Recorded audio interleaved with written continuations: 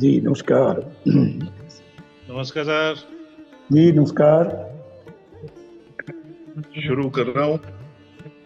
जी thanks. प्रणाम, नमस्कार, आदाब। मैं डॉक्टर विनय कुमार गुप्ता, संपादक होमियो गगन त्रैमासिक पत्रिका,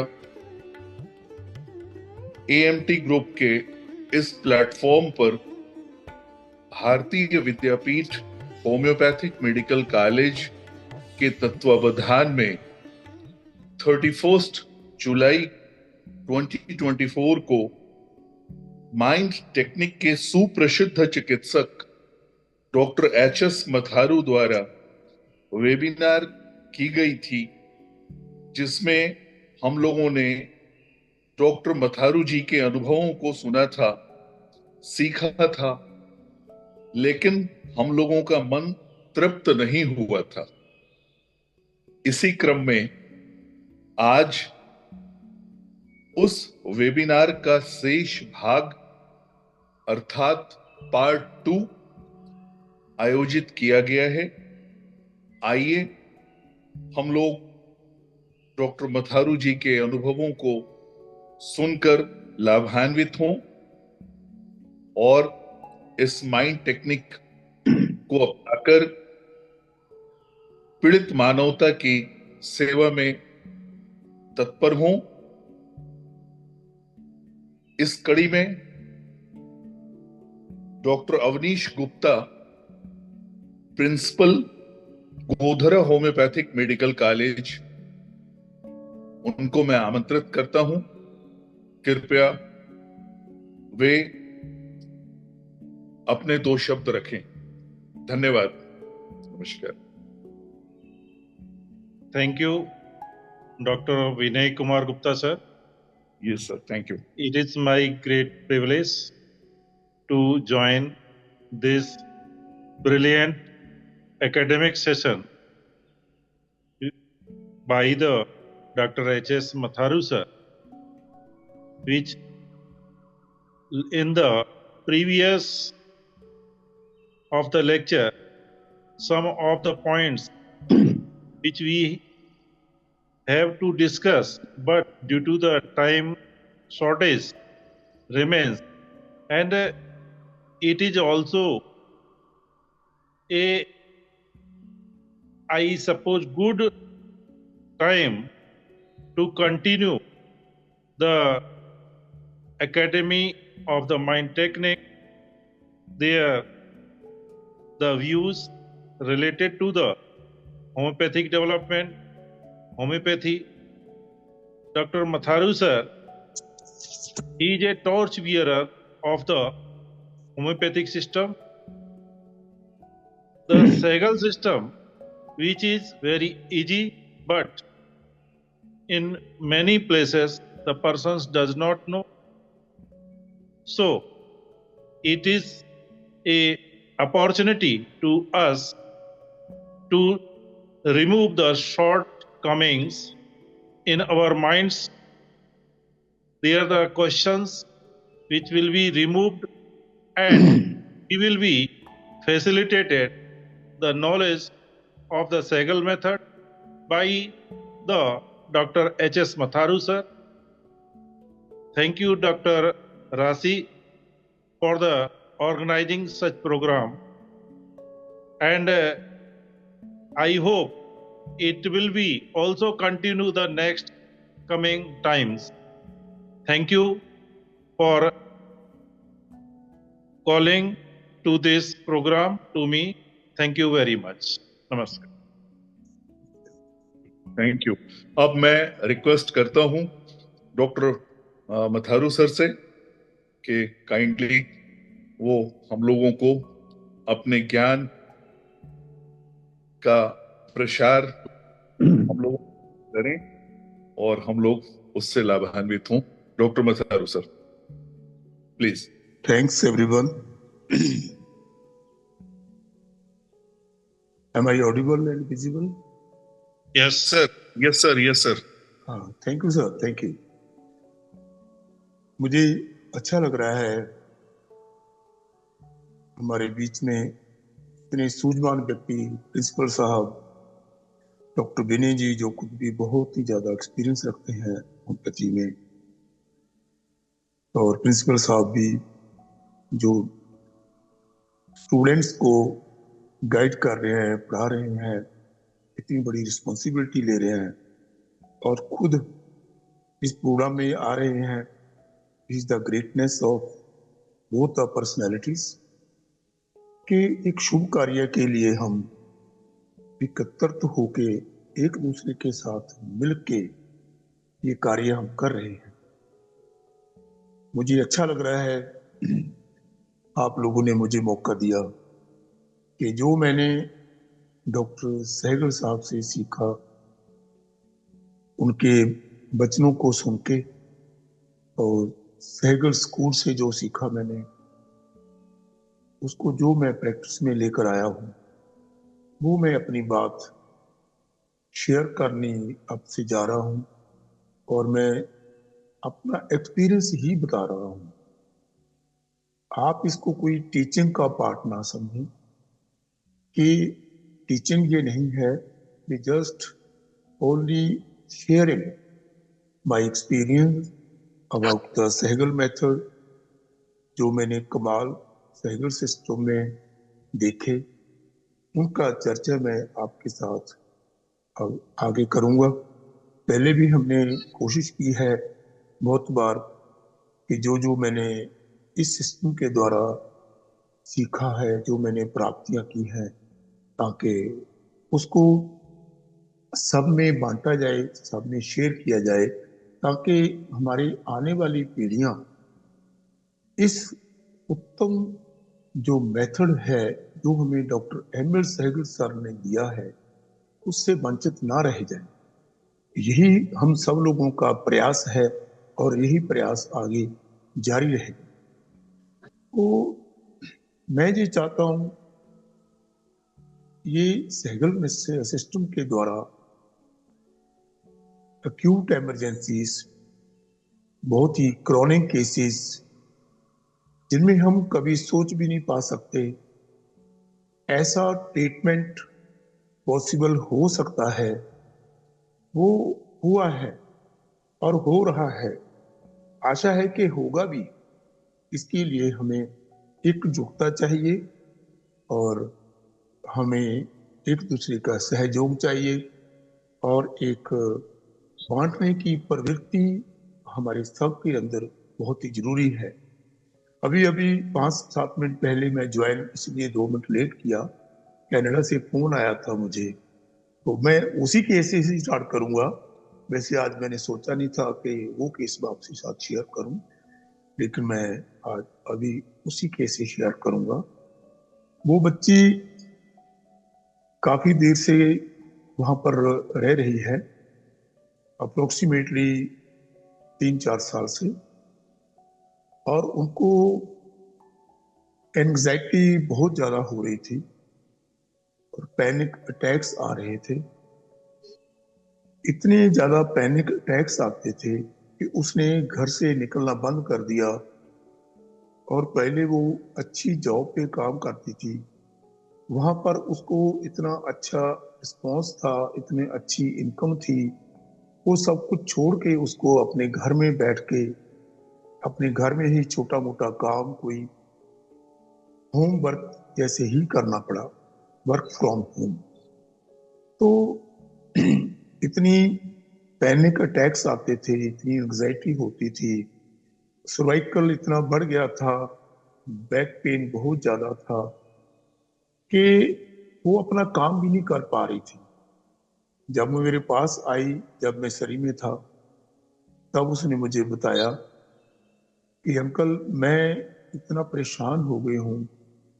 मैं बहुत ही बार फिजियोथेरेपिस्ट को विजिट किया है और बहुत ही खर्चा होता है इसमें, अप्रोक्सीमेटली $150 मुझे एक विजिट के भी देने पड़े, पर फिर भी मुझे कोई लाभ नहीं हुआ। और मैं मेडिकल स्पेशलिस्ट के साथ मेरे को भेजा गया मेरी कंपनी में जहाँ पर मैं काम करती हूँ। उन्होंने मुझे बहुत मेडिसिन भी दी, मुझे कोई फर्क नहीं पड़ा। आखिरकार जब कोई फर्क नहीं पड़ा, किसी ट्रीटमेंट से कोई लाभ नहीं हो रहा था, तो मुझे अंत साइकेट्रिस्ट के पास भेज दिया कि इसको कोई मन की दशा की प्रॉब्लम है, बीमारी कोई नहीं है।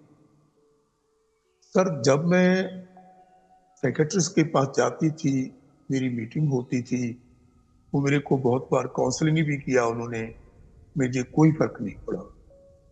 और मैं जब जाती थी, वो कम से कम 25-25, 30-30 पेज मेरी बातें सुनकर लिखते रहते थे, हर बार लिखते रहते थे। इतनी बड़ी कॉपी हो गई। मैंने उनको पूछा कि सर, इससे क्या लाभ होगा? तो डॉक्टर साहब ने बताया, जो साइकेट्रिस्ट थे, कि हम आपके केस की पूरी स्टडी कर रहे हैं और इसको स्टडी करके फिर हम आपका ट्रीटमेंट करेंगे। बच्ची ने बताया कि सर, इतनी देर से मेरे को 1.5 साल के करीब हो गया है, मैं इतनी परेशान हूँ, मुझे कोई भी लाभ नहीं हो रहा। ऐसा आप मेरे से सुनते जाते हैं, लिखते जाते हैं, कोई ट्रीटमेंट मुझे नहीं दे रहे। तो उसकी मदर, जिसका मैं आज केस डिस्कस करना था, लेकिन पहले इसका फोन आया, इसने मुझे कॉन्ग्रेचुलेशन दी कि sir, I am much better. तो मेरे तभी याद आया कि मैं इसी का ही केस शुरू करूं और वहां से स्टार्ट करूं। तो ये बच्चे ने मुझे फोन किया, उसको पता चला इसकी मदर के द्वारा कि मैं फॉर द टाइम बिंग सरी में हूँ। इस बच्ची ने मुझे फोन किया कि सर, मैं आपसे मिलना, आपसे ट्रीटमेंट चाहती हूँ, मुझे दिक्कत बहुत आ रही है। मैंने पूछा, बेटा कोई बात नहीं, आप आ जाइए, मेरे पास आइए, मिलिए, बात करिए, क्या बात है आपको? कि सर, नो, आ तो मैं बिल्कुल ही नहीं सकती, मैं तो अपने घर से निकल ही नहीं पाती, और मुझे तो बहुत देर हो गई है, 6 महीने के करीब हो गया, मैं तो घर से निकली ही नहीं, और मैं तो काम पे भी नहीं जाती, मैं तो अपने घर से ही काम करती हूँ कंप्यूटर द्वारा। तो सर, आ नहीं सकती मैं, मुझे ऐसा ही कोई ट्रीटमेंट दीजिए। मैंने उसको बोला कि बेटा, आप कैसा भी करके, कोई भी अरेंजमेंट करके एक बार मेरे पास आइए, तो मैं आपकी बात को सुनना चाहता हूँ, आपको देखना चाहता हूँ कि वास्तव में क्या बात है।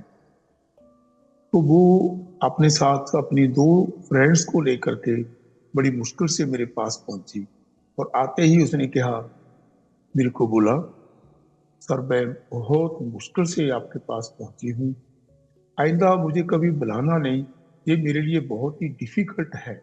मुझे लगता है कि अगर मैं घर से बाहर गई तो मैं मर जाऊंगी, मैं बच नहीं सकती, मेरी मौत हो जाएगी।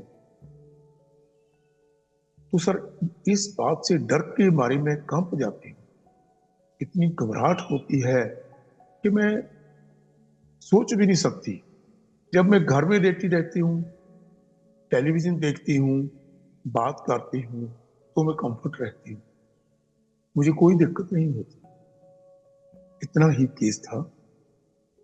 तो मैंने उसको स्टडी किया, उससे बातचीत की, पूछा, बेटा कैसा लग रहा है? तो बोला कि अंकल, पहले मैं इतना अच्छा काम करती थी, वहां पर मेरे को 26-28 के करीब डॉलर मिलते थे, अब मैं $16 पे, $15 पे काम करती हूँ। तो मैं अपना काम भी छोड़ दिया, मुझे कहीं से कोई फायदा नहीं हुआ, मैंने इतना पैसा खराब किया, मेरे को उस चीज का कोई भी लाभ नहीं हुआ। Just wasted, I have wasted my time and money. और मुझे फ्रस्ट्रेशन मिली, मुझे कोई भी फायदा नहीं हुआ उस ट्रीटमेंट से, इतना पैसा लगाया मैंने। ये उसकी बात थी। उसने बताया कि सर, ऐसा एक घबराहट का दौर आता है, एक एंग्जाइटी का अटैक आता है मुझे, बस मैं एकदम घबरा जाती हूँ, मेरे लू कंडे खड़े हो जाते हैं, मैं कुछ भी नहीं कर पाती उस टाइम में, बस मैं घर में ही रहती हूँ। अदरवाइज अंकल, मुझे कोई प्रॉब्लम नहीं, मैं बहुत ही अच्छी हूँ, जब से मैं इंडिया से आई हूँ मुझे कोई दिक्कत नहीं है, मैं बहुत ही अच्छा फील कर रही हूँ। तो मैंने पूछा कि बेटा, आप क्या चाहते हैं? फिर वो इतनी रिलैक्स हो गई जैसे उसको कोई प्रॉब्लम है ही नहीं। तो उसने बोला, अंकल बस ये मेरी घबराहट ठीक कर दो आप, और कुछ नहीं चाहिए, फिर तो मैं शेर बन जाऊंगी। कि लास्ट में उसकी ये वर्डिंग थी। और यही केस मैंने आपके सामने बाखूबी हूबहू प्रस्तुत किया है। तो और कोई खास क्वेश्चन मैंने इसमें नहीं किया। और जो बच्ची का रिएक्शन आपके सामने है, तो मैंने उसको एक दिन एक डोज दी, वहां पर 3 डोजेस मेडिसिन की बनाई विद साइक्लेक। उसने बोला कि अंकल मेरे को आप काफी मेडिसिन दे दो ताकि मैं आ नहीं सकती, मुझे आना ना पड़े।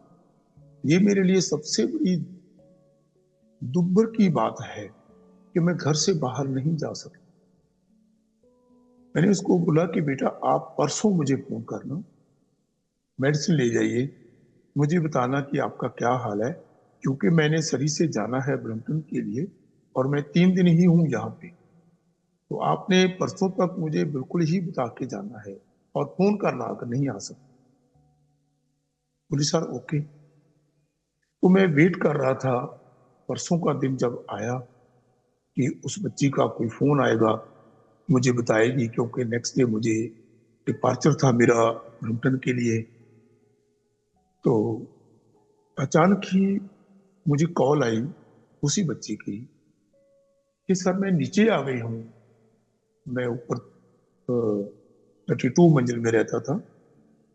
तो उसके नीचे वो आई तो बोली कि सर मैं आपके नीचे इधर फ्लैट के नीचे आ गई हूँ, वेट कर रही हूँ सर, आप आ जाइए नीचे।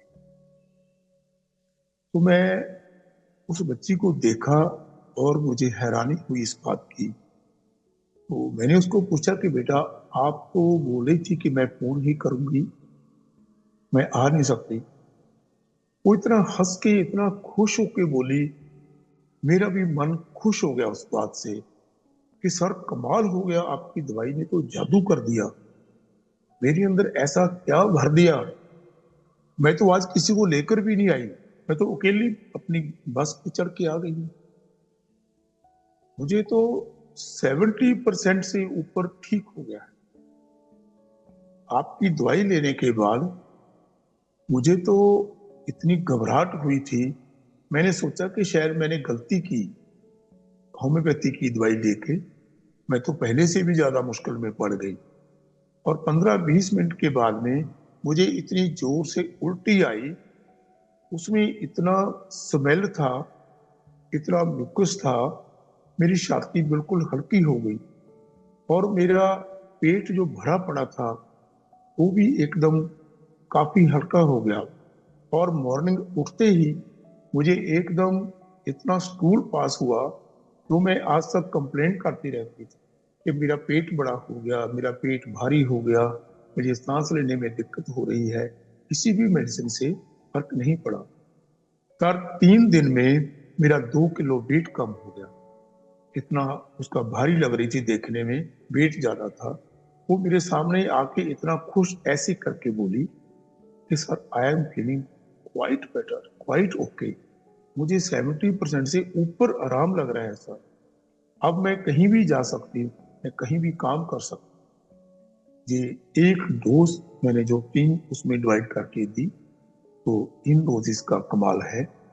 मैं आपके साथ रूब्रिक शेयर करता हूँ और मेडिसिन भी बता रहा हूँ कि उस बच्चे का आज ही फोन आया 10 मिनट पहले कि अंकल मुबारकबाद दे रही हूँ, आपने मेरा इतना अच्छा काम कर दिया। अब मैं अपने काम पे जाती हूँ, मैं दिन को भी जाती हूँ, मैं रात को भी जाती हूँ, मुझे कोई दिक्कत नहीं। अब इस केस को हम थोड़ा समझेंगे। जितनी ही बातें उसने बताई, पैनिक, एंजाइटी, घर से बाहर नहीं निकलना, अगर हम सीधे ही इन बातों को सुन के इनके रूब्रिक बनाएंगे तो हम रास्ते से भटक जाएंगे। डॉक्टर सहगल साहब ने हमें शिक्षा दी है कि जो पेशेंट की अंतर आत्मा की जो आवाज है, जहां पर आके वो स्ट्रेस देता है जिस बात के लिए, वो उसकी अंतर आत्मा की स्थिति है। और वही चीज है जो वो चाहता है पेशेंट आपसे।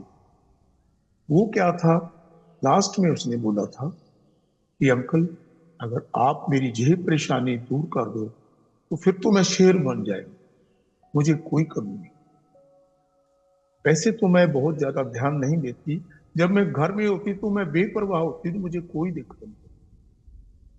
तो मैंने बाकी सारे के सारे सिम्टम को छोड़ के इसके ऊपर पेशेंट ने स्ट्रेस दिया, वो क्या था, सर मैं ठीक तो हो जाऊंगा ना, हो जाऊंगी। पहले भी मैंने बहुत पैसा गवाया, मुझे कोई फायदा नहीं हुआ। तो मैंने उसको बिजनेस स्टॉक्स में लिया, मुझे कोई फायदा नहीं हुआ। 150-150 मैंने फिजियोथेरापी में दिए, डॉक्टर की फीसें भरी, क्योंकि मैं पीआर नहीं हूँ इसलिए मुझे अपना खर्चा खुद करना पड़ता था। अब मेरा पैसा तो तकरीबन खत्म ही हो गया है, और मैं भी जिंदगी जीना चाहती हूँ, मुझे खुशी चाहिए। मुझे भी लगता है कि मैं ऐसे ऐसे बाहर जाऊं, लोगों से मिलूं, बातचीत करूं। ये बातें थी उनकी। जब घबराहट होती है, एकदम से मुझे घबराहट होने लगती है, तो मैंने इसको लिया business talks, light desire for anxiety paroxysm in. घबराहट की अटैक आते हैं, ऐसा एक दौर आता है, एकदम एक पैरोक्सिज्म आती है, इससे एकदम एंग्जाइटी आती है, तो बहुत घबरा जाता है। और उसके बाद वो जब दौर चला जाता है तो मुझे लगता है कि मैं ठीक हूँ, मुझे कुछ भी नहीं हुआ, और मैं ज्यादा परवाह नहीं करती, मैं यहाँ पर बहुत खुश हूँ, मुझे और कोई दिक्कत नहीं है। ये मैंने उस पेशेंट को बेलाडोना 30 में 3 डोजेस दिया, और थर्ड डे जो मैंने आपसे बात की वो रिजल्ट आपके सामने है। मैं ये कहना चाहता हूँ कि पेशेंट कुछ भी बोले, कोई भी बीमारी हो, बेशक वो मन की हो या वो तन की हो, हम अगर उसको बाखूबी समझ पाए, इस समझ पाने को ही हम बेटर केस टेकिंग कहते हैं। केस टेकिंग मीन्स पेशेंट को बाखूबी समझ लेना, उसको अंदर से समझ लेना, वो क्या चाहता है, क्या पाना चाहता है और क्या हटाना चाहता है। दो ही बातें होती हैं इंसान में जब वो बीमार होता है। कुछ वो चाहता है, पाना चाहता है, तो तंदुरुस्ती के रूप में कुछ भी हो सकता है, एनर्जी की कमी हो सकती है, एनर्जी पाना चाहता है, शक्ति पाना चाहता है, खुशी पाना चाहता है, और कुछ वो हटाना चाहता है। ये मेरा अपना एक्सपीरियंस रहा है लाइफ में, कि मैंने इन बातों के ऊपर ज्यादा ध्यान दिया है और मैंने कामयाबी भी हासिल की है। जैसे इसी पेशेंट में उसको एक हल्कापन चाहिए, अगर ये प्रॉब्लम मेरी ठीक हो जाए तो मैं शेर बन जाऊंगी। ये बेलाडोना का एक्सप्रेशन है। उसको एक ही पुअर कंडीशन क्या है, यही वजह से वो पुअर है, अदरवाइज शी इज वेल।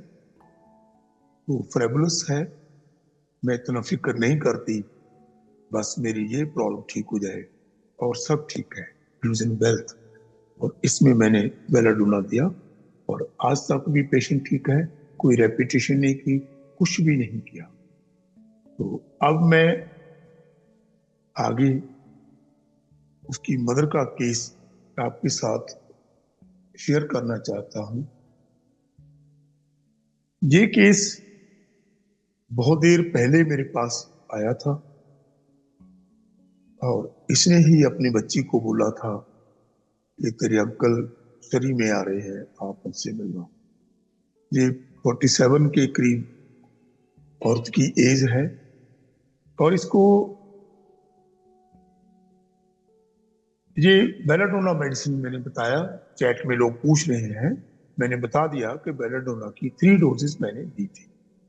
और ये नेक्स्ट केस जो मैं उसकी मदर का कर रहा हूं, इसको कैंसर फैलोपियन ट्यूब्स का डायग्नोस हुआ था।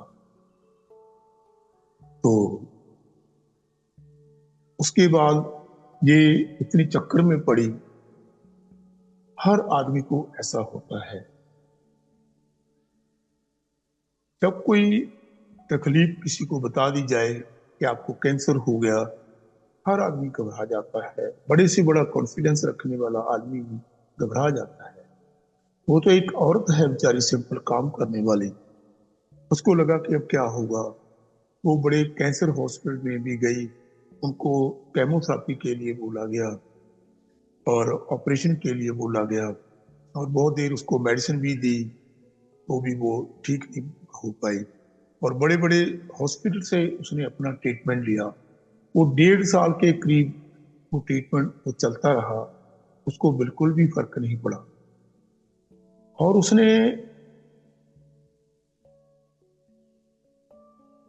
जो भी क्वेश्चन किसी का भी हो, मैं बाद में बताऊंगा, क्योंकि बीच में अगर मैं बताने लगूंगा तो इंटरप्शन हो जाएगी। अगले वाला केस फिर प्रॉपर आपको भी समझ नहीं आएगा और मेरी भी दिमाग से कुछ बातें स्लिप हो जाएंगी। काइंडली जब भी हमारा सेशन ओवर होगा उसके बाद जो भी आप पूछना चाहते हो पूछ सकते हो। हाँ, उसकी इतना बुरी हालत हो गई मेडिसिन लेते लेते, तो वो 1.5-2 साल के बाद में मेरे पास आई। मेरे पास आके उसने बोला कि डॉक्टर साहब, मेरी बहुत बुरी हालत हो चुकी है, मैं बहुत मुश्किल में हूं, अब तो मैं तंग आ गई हूं, इतनी दवाइयां खा खा के मेरा बुरा हाल हो गया है। मुझे लग रहा है कि मैं तो दुखी हो गई हूँ इन सब चीजों से। अब तो मन ही ऐसा हो गया है कि किसी से बात ना करूं, कोई मुझे बिल्कुल ना बुलाए, बस मैं ऐसे ही चुपचाप बैठी रहती हूँ। थोड़ी सी बात पे मेरा मन इरिटेट हो जाता है। घर में भी मुझे लगता है कि मुझे कोई तंग ना करे, बस कोई बुलाए ही ना। शरीर में जान ही नहीं रही, इतनी एलोपैथिक दवाइयां खाई मैंने, मेरे शरीर में अब शक्ति नहीं बची। मैं तो बोर हो गई हूँ जिंदगी से। कैंसर का ट्रीटमेंट भी लिया मैंने, ऑपरेशन मैंने करवाया नहीं, क्योंकि जो जो ट्रीटमेंट मुझे बोला गया मैंने सारे का सारा 1.5 साल में पूरा किया और मुझे कोई भी फायदा नहीं हुआ इसका। और बल्कि मैं तो अपना काम करने से भी असमर्थ हो गई हूँ। मेरी बहुत बुरी हालत हो गई है। अब मुझे किसी ने बोला कि आप होम्योपैथी में जाके देखिए, और मुझे आपका नाम कुछ लोगों ने बताया, तो इसलिए मैंने सोचा मैं आपके साथ ट्रीटमेंट लूँ। ये जो पेशेंट ने मुझे बताया, ये सब कुछ वही है जो मैंने पेशेंट से सुना। मेरा अपना क्वेश्चन इसमें कुछ भी नहीं था, मैंने उसको कुछ भी नहीं पूछा। जिस जो स्टेटमेंट उसने बताई, बस मैंने तो एक ही बात कही कि आप ट्रीटमेंट जब एलोपैथी का ले रहे थे तो आपने उसको कंटिन्यू क्यों नहीं किया। डॉक्टर साहब, मुझे फायदा ही नहीं हुआ, मुझे तो बल्कि मैं तो और भी परेशान हो गई। अब तो मैं बोर हो गई हूँ दवाइयां खा खा के, अब तो मैं नहीं झेल पाऊंगी, अब इससे ज्यादा मेरी हिम्मत नहीं है झेलने की। तो इतना ही ये केस था।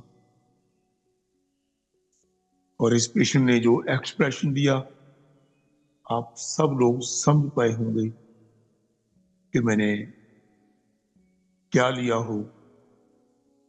तो मैंने उस पेशेंट को, अब मेरे डेट इसमें लिखनी भूल गया, अप्रोक्सीमेटली 3 महीने से ज्यादा हो गए उसको, 4 महीने हो गए उसको मैंने मेडिसिन दी। तो उसके बाद पेशेंट 10 दिन के बाद में बुलाया गया। उसका पेशेंट का जब मेरे पास आया था, इतना बड़ा पेट हुआ था, इतना उसका चेहरा फूला हुआ था, और उससे झुकना भी मुश्किल हो रहा था। ऐसे ऐसे झुकना बड़ा मुश्किल हो रहा था, इतनी बॉडी टाइट हो गई थी, सूज गई थी, बड़ी मुश्किल से चल के वो अंदर आ रही थी। आफ्टर 10 डेज मैंने जब पेशेंट को बुलाया उस पेशेंट ने मुझे आके बताया कि सर मेरे को पहले से शांति फील होनी शुरू हुई है, मेरे को नींद भी अच्छी आई है, जो मैंने आपको बताया नहीं था।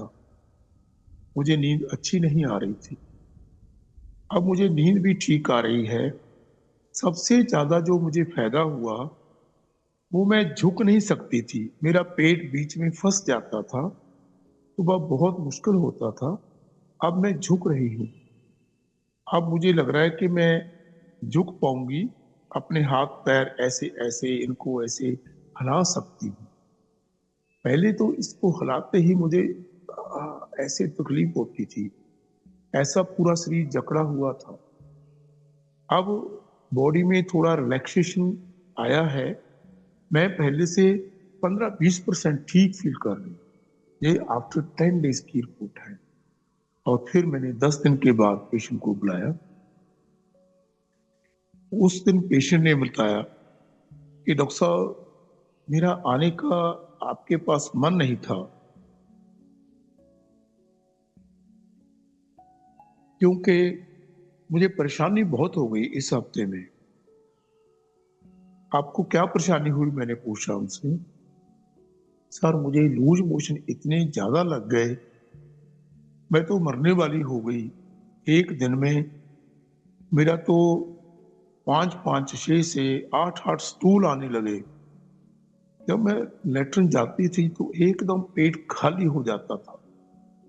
मेरे घर वाले भी बोलने लगे, ऐसे तो तू मर जाएगी, ऐसी कैसी दवाई तुमने ले ली, तुम अपना ग्लूकोज लगवाओ, डेक्सट्रोज लगवाओ और कोई एलोपैथी के इंजेक्शन लगवाओ, लेटरिन का ट्रीटमेंट पहले करवा लो, फिर बाद में देख लेना। सर एक बार तो मेरा भी मन हो गया था कि मैं आपका ट्रीटमेंट छोड़ के उस एलोपैथी की दवाई ले लूं, ताकि जो मेरा लूज मोशन बंद हो जाए। मेरे पड़ोस में आपसे कोई मेडिसिन ले रही थी लड़की, तो वो मेरा पता लेने के लिए आई, पूछने के लिए कि क्या हाल है। मैंने उसको पूछा, उसने मेरे को बताया, सॉरी पूछा कि क्या हो गया आपको। मैंने उसको बताया कि मुझे इतने लूज मोशन लग गया है, मेरी तो बुरी हालत हो गई है, दवाई ने मुझे रिएक्शन कर दिया है, मुझे फिट कम आई है। पहले हफ्ते तो अच्छा लगा, इस बार जी प्रॉब्लम आई। अब उस पेशेंट ने बोला कि आप 2 दिन और देखो, होम्योपैथी दवाई लेने के बाद में अगर पेट से कोई गैस निकलती है या कोई स्टूल्स पास होते हैं आपको, या कोई बुखार वगैरह भी आता है, तो डॉक्टर साहब कुछ वेट करने के लिए बोलते हैं। मुझे भी कभी ऐसा भी फील हुआ था, तो आप 2-3 दिन और वेट कर लो, फिर कोई दवाई ले लेना। और उस पेशेंट ने बताया कि sir just after 3rd day मुझे लगा कि मेरे को कोई लूज मोशन नहीं है, मेरा पेट बिल्कुल अंदर चला गया है।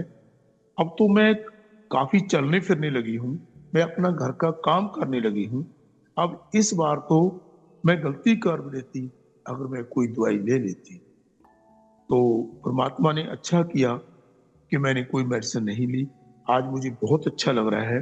और मैंने भी देखा उसके चेहरे के ऊपर की जो सूजन है वो तकरीबन तकरीबन 70% कम हो गई, और पेट अंदर चला गया, वो झुकने लगी, और घर का काम झाड़ू पोछा जो झुक के ही करती हैं औरतें, सब काम वो करने लगी। और ये 10-20 डेज के बाद की रिपोर्ट है।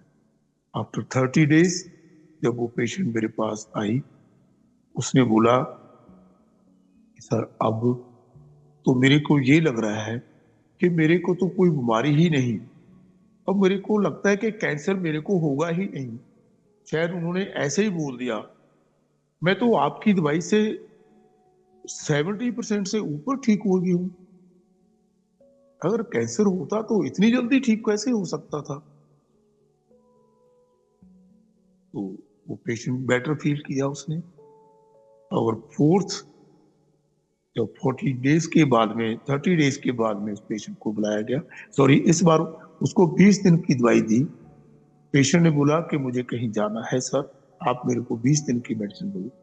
तो उस 20 दिन की मेडिसिन के यानी कि 40 डेज के बाद में जब पेशेंट आया हमारे पास, तब उस पेशेंट ने बोला कि डॉक्टर साहब मुझे बुखार हो गया था, एक 100 डिग्री बुखार मेरे को 2 दिन रहा, मैंने कोई मेडिसिन नहीं ली, मुझे भूख नहीं लगी, मैंने खाना नहीं खाया, मैं सिंपल पानी पीती रही, चाय लेती रही, और तीसरे दिन वो बुखार अपने आप चला गया। वो उस लड़की ने मुझे बताया था, तो मैं तो उसी बात के ऊपर विश्वास किया और मैं वेट करती रही। अब मैं 90% के करीब ठीक हो गई हूँ, इसके ऊपर भी ठीक लग रहा है, तो मुझे आप 1 महीने की दवाई दीजिए और मैं अब बार बार नहीं आऊंगी। तो वे पेशेंट मेरे पास अभी 1 हफ्ता पहले आया था, बोला कि सर मैं 100% ठीक फील कर रही हूँ, अगर आप चाहो कोई टेस्ट करवाना है तो करवा सकती हो, वैसे मुझे लगता है कोई टेस्ट की जरूरत ही नहीं, क्यों पैसा खराब करना है। ये उसके वर्जन थे और पेशेंट हमारा 100% बेटर फील किया उसने। और उसके जो रूबरिक थे, आते ही उसने क्या बोला, शरीर में जान नहीं है, बस शक्ति ही नहीं बची, बात करने को मन नहीं कर रहा, कोई मुझसे बात ना करे, मैं किसी से बात ना करूं, कोई मुझे तंग ना करे, बस मैं तो बोर हो चुकी, मुझसे झेला नहीं जाता। मैंने इस पेशेंट के वर्जन सुना और उसको रूब्रिक में कन्वर्ट किया। इस पेशेंट को मैंने नक्सलों का 30 दी थी और आज तक उसको पेशेंट को रिपीट नहीं किया गया और पेशेंट अप्रोक्सीमेटली 99% बेटर है। टोटली सैक्लाइक उसको दी गई है और नक्सलों का 30 के बाद में उसको कोई रेपिटेशन नहीं की, कभी कोई पोटेंसी को ऊपर या नीचे नहीं किया गया। उसके जो सिम्टम थे, delusion poor he is, spoken to being aversion to, कि उससे कोई बात ना करे, taciturn, indisposed to spoken to talk, बात करने का मन नहीं होता, disturb averse to,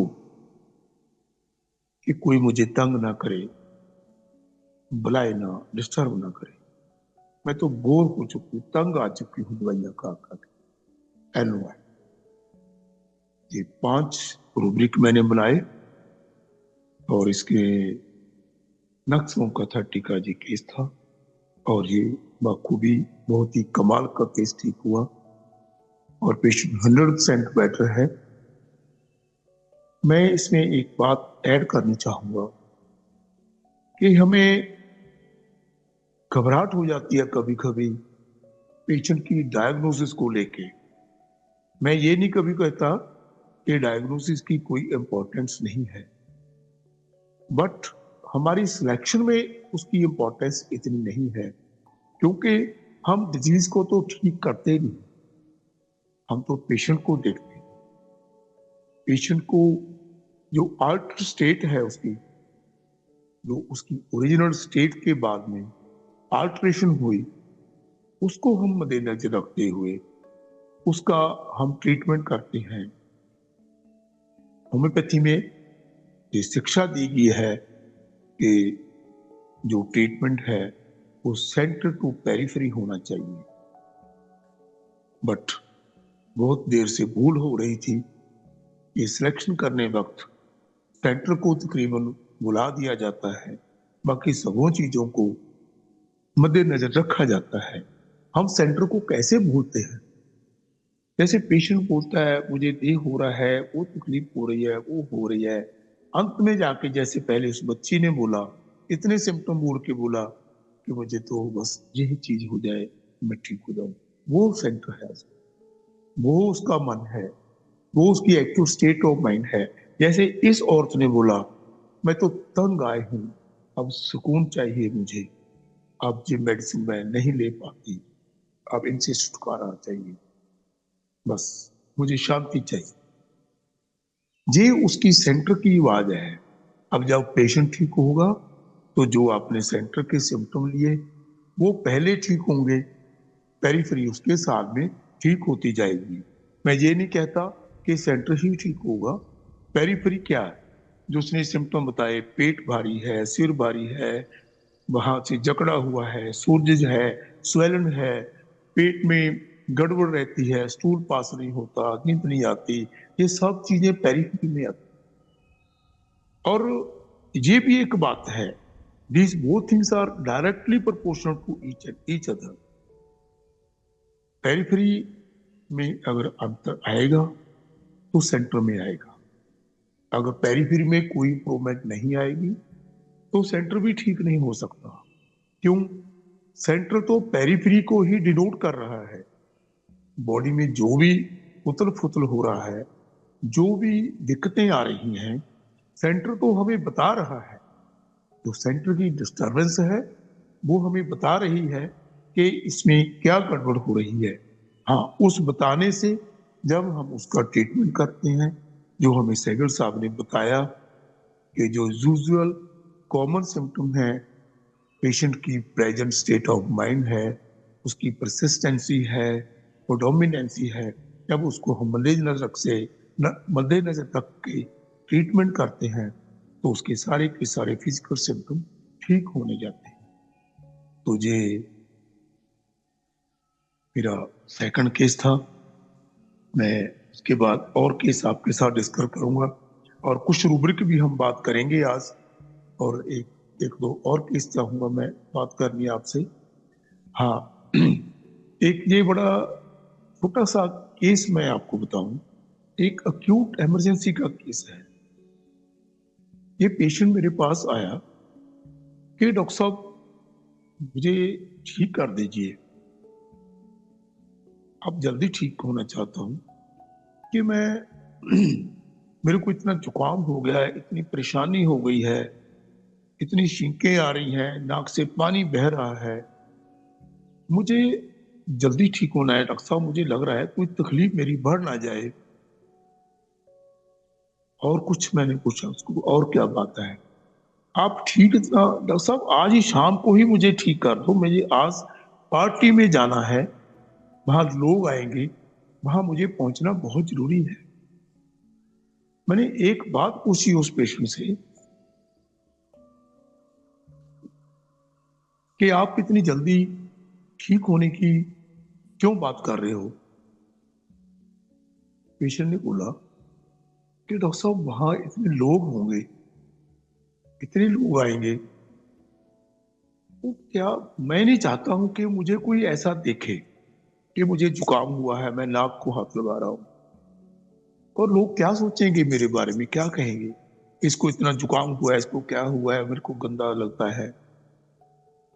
इस बात से मुझे जल्दी है कि वहां पहुंचने से पहले मैं ठीक हो जाऊं, ताकि लोग मुझे देखे नहीं, बस मैं लोगों के सामने ऐस पोजीशन में जाना नहीं चाहता।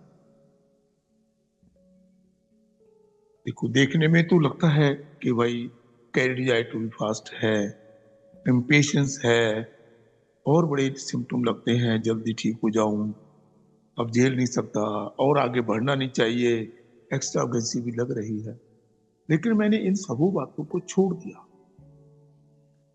जो बात उस पेशेंट को हमारे पास लेकर के आई वो क्या थी?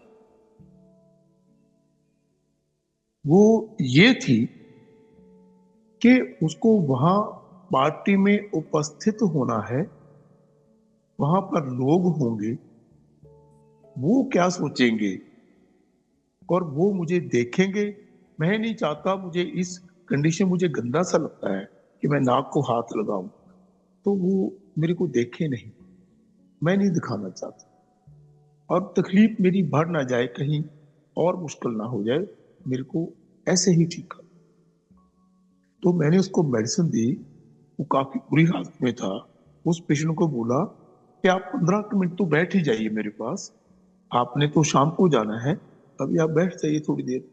वो नून को मेरे पास आया था, मेरी लंच ब्रेक से पहले। तो मैंने 15 मिनट पेशेंट को बुलाया, और 15 मिनट के बाद में मैंने उनसे पूछा कि आप कैसा लग रहा है? डॉक्टर साहब ठीक नहीं लग रहा। यहां पर हम कई बार मिसगाइड हो जाते हैं कि पेशेंट बोला है कि मैं ठीक नहीं हो रहा। वास्तव में बात तो सत्य है कि हमने देखना तो पेशेंट को ही है, लेकिन कैंट साहब ने बाखूबी हमें समझाया है, अपने लेक्चर्स में हमें बताया है कि बी ए कीन ऑब्जर्वर। हमारी ऑब्जर्वेशन सब्जेक्टिव भी होनी चाहिए और ऑब्जेक्टिव भी होनी चाहिए।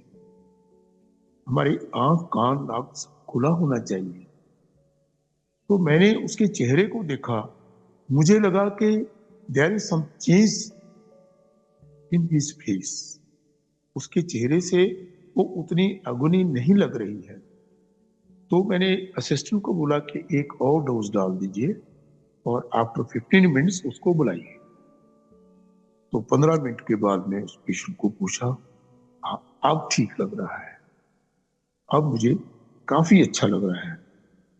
तो मैंने फिर बॉल बुलाया और अगले 15 मिनट के बाद में एक और साइक्लिक की डोज डाली हमने। तो पेशेंट ने बोला कि अब I am feeling much better, मेरी बॉडी एक्स भी ठीक हो गए और मेरा जुकाम भी मुझे कम लग रहा है, बहुत अच्छा हो गया।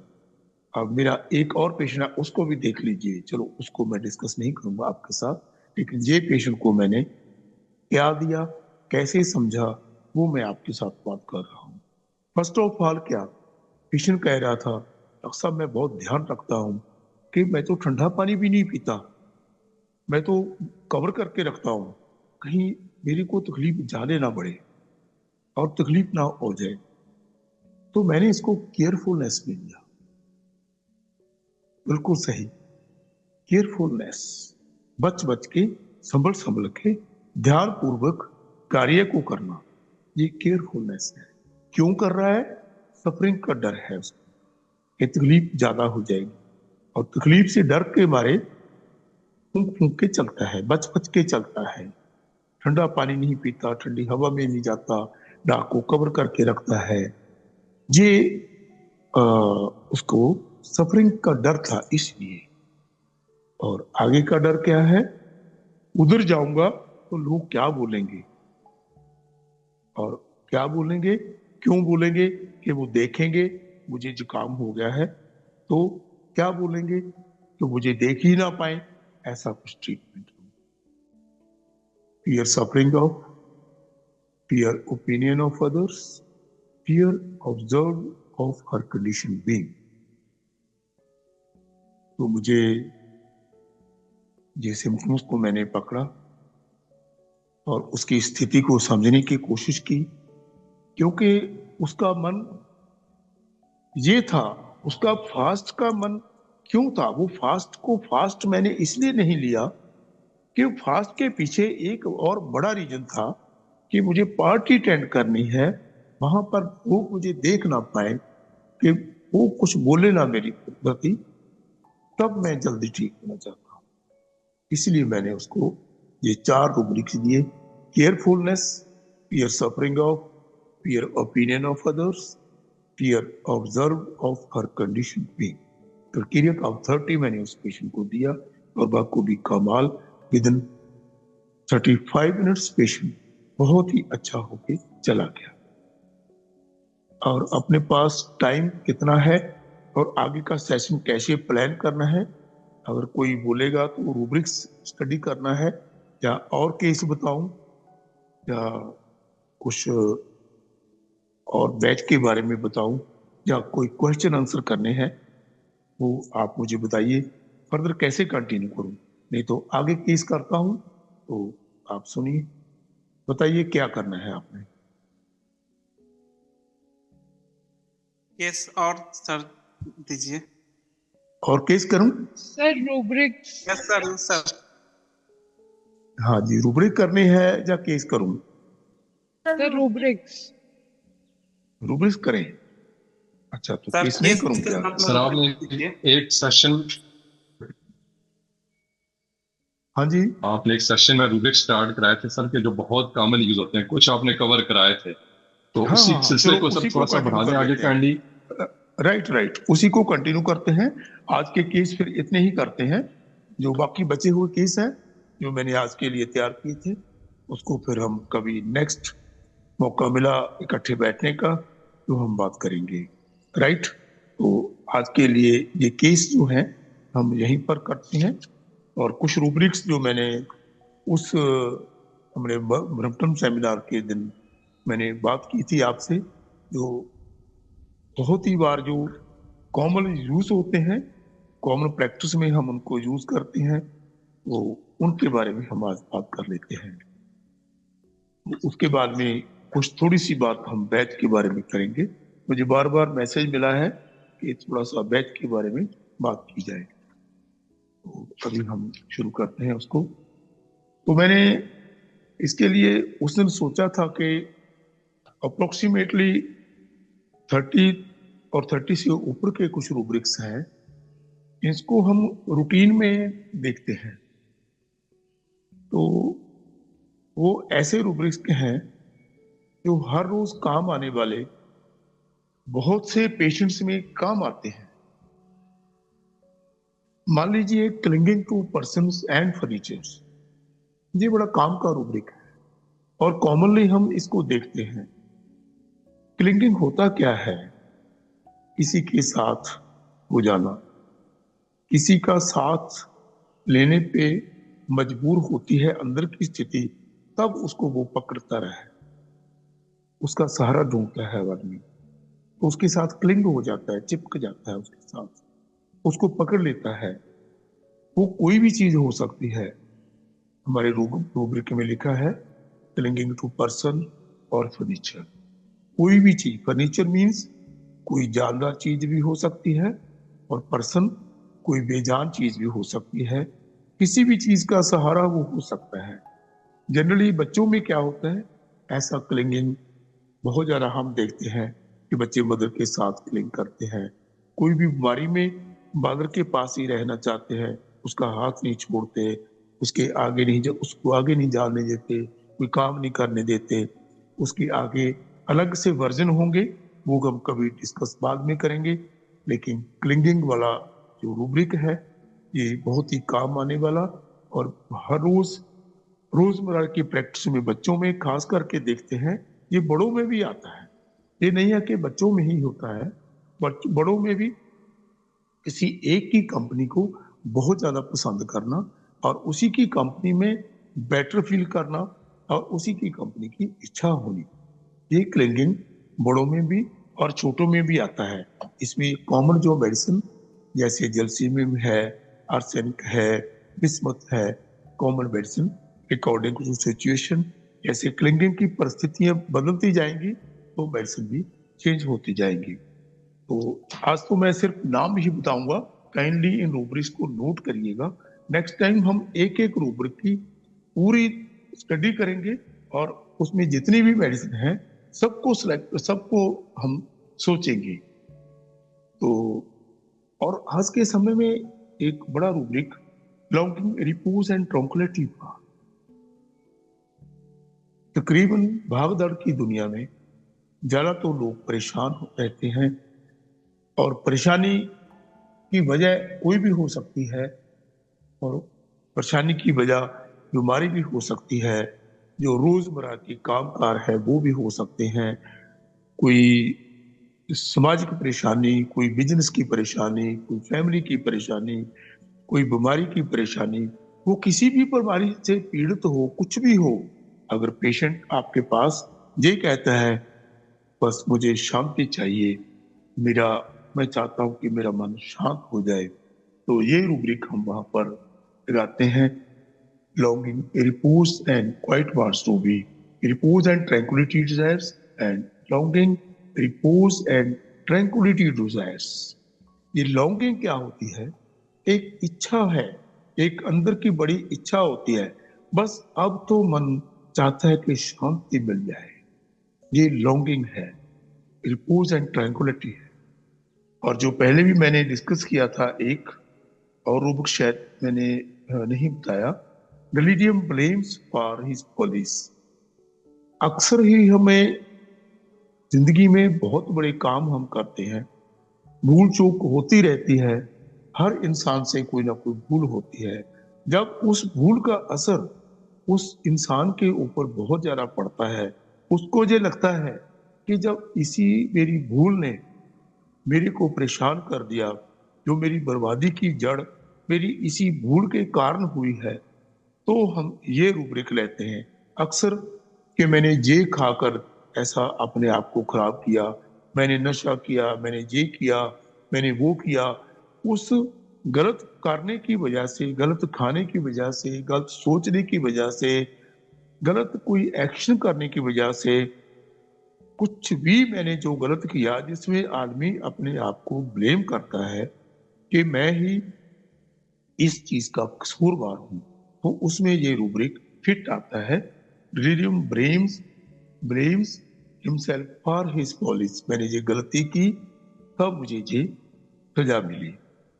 तो ऐसे रूब्रिक जो रूटीन बनाने में ये काम आने वाले, और मैंने बड़ा छोटे से रूब्रिक जो रूटीन में हम देखते हैं, जैसे पेशेंट हमारे पास आता है, कभी बोलता है कि सर मुझे काफी दिन से तकलीफ हुई थी, मैंने कभी ध्यान नहीं दिया, मुझे तो अचानक ही लगा कि मैं तो फटाफट भागे आपके पास आया। अब इस चीज की स्थिति को हम फिजिकल में अलग अलग ढंग से देख सकते हैं। ये रूब्रिक है अनकॉन्शियस इंटरप्टेड बाय स्क्रीमिंग। एकदम उसको ख्याल ही नहीं रहता कोई तकलीफ का, और यकदम मन में आया कि ये बात है, तो एकदम भागा भागा डॉक्टर के पास चला, और एकदम चिंता हुई कि भाई ये बात है, तो एकदम उसको लगा कि मुझे अब इसके ऊपर ध्यान देना चाहिए। Interrupted, unconscious interrupted by screaming. मैंने इसको इसी ही रूब्रिक को जनरली हम ऐसे देखते हैं, जैसे कोई पेशेंट अपना ध्यान नहीं देता, उसको पता ही नहीं चलता, वो एक ऐसी स्थिति में रहता है कि उसका ध्यान ही नहीं जाता इस स्थिति के प्रति। अचानक ही उसको कोई ऐसी बात से वो एकदम चौंकता है कि फिर भागता है कि मैं जल्दी ट्रीटमेंट लूं। तो ये है अनकॉन्शियस इंटरप्टेड बाय स्क्रीमिंग। एकदम चीख के जल्दी से भागना, और उसमें एक ही मेडिसिन बेलाडोना है। और मैंने ये सिम्टम एक पेशेंट को वाकई में इसी स्थिति में देखा। तो पेशेंट एडमिट था कहीं पे, तो जब मैंने उसको देखा, मुझे बुलाया कि पेशेंट को अभी हॉस्पिटल में देखना पड़ेगा। तो मैंने जब देखा वो ऐसे कंडीशन में पड़ा हुआ था, बेहोशी में। कुछ देर के बाद में ओ ऐसे, फिर ऐसे हुआ, ऐसे हुआ। मैंने उसको भी बेलाडोना 30 दी।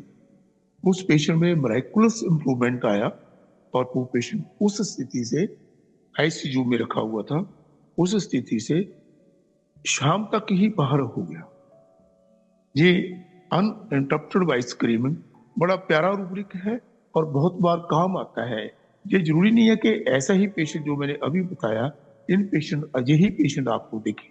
ये तो फिजिकल रूप में दिखा, लेकिन मन के रूप में मैंने आपको बताया, हर बार ये काम आने वाला है।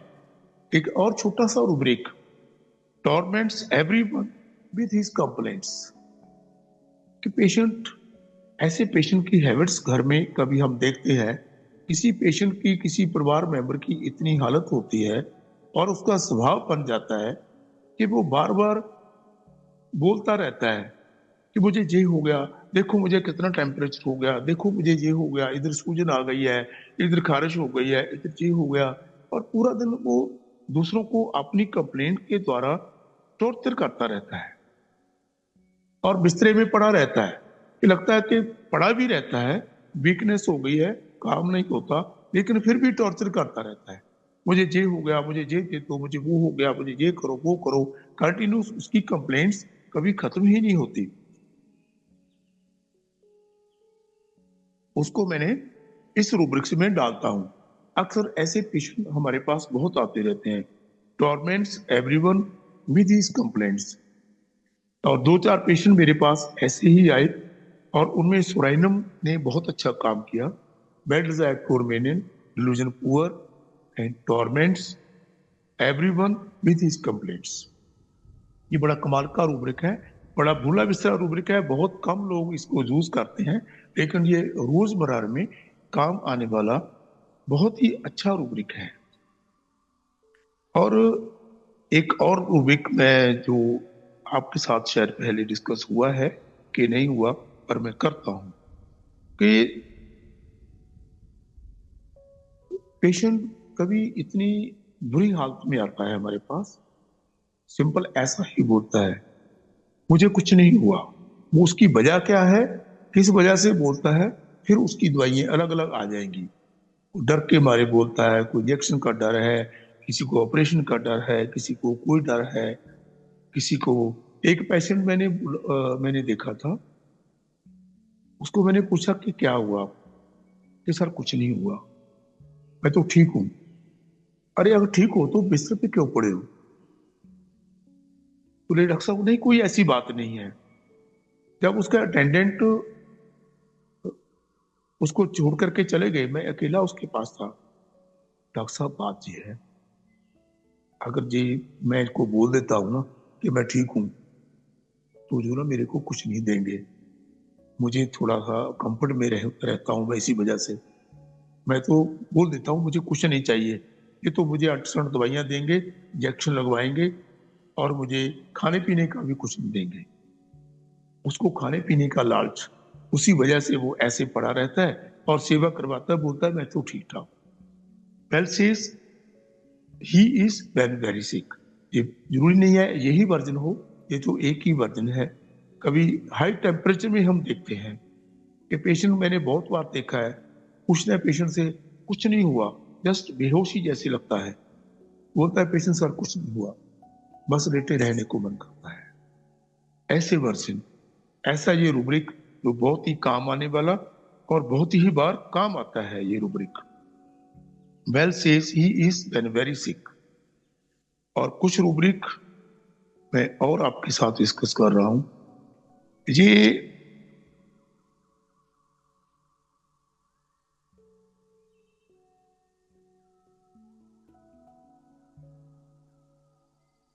एक पेशेंट मैंने देखा कि दुविधा, अक्सर लोग आपके पास, हमारे पास आते हैं, मन लगता है कि सर, कभी लगता है ये करूं कभी वो करूं, दिमाग कोई फैसला ही नहीं कर पाता। जब कोई बाजार में सामान लेने जाता हूं तो लगता है ये ले लूं या ये ले लूं, ये कर लूं या ये कर लूं। अक्सर ऐसा पेशेंट बोलते रहते हैं। और ये पेशेंट में हम एक रूब्रिक लगाते हैं, thoughts, two trains of thoughts. लगातार दो विचार कंटिन्यूस उसके मन में आते रहते हैं।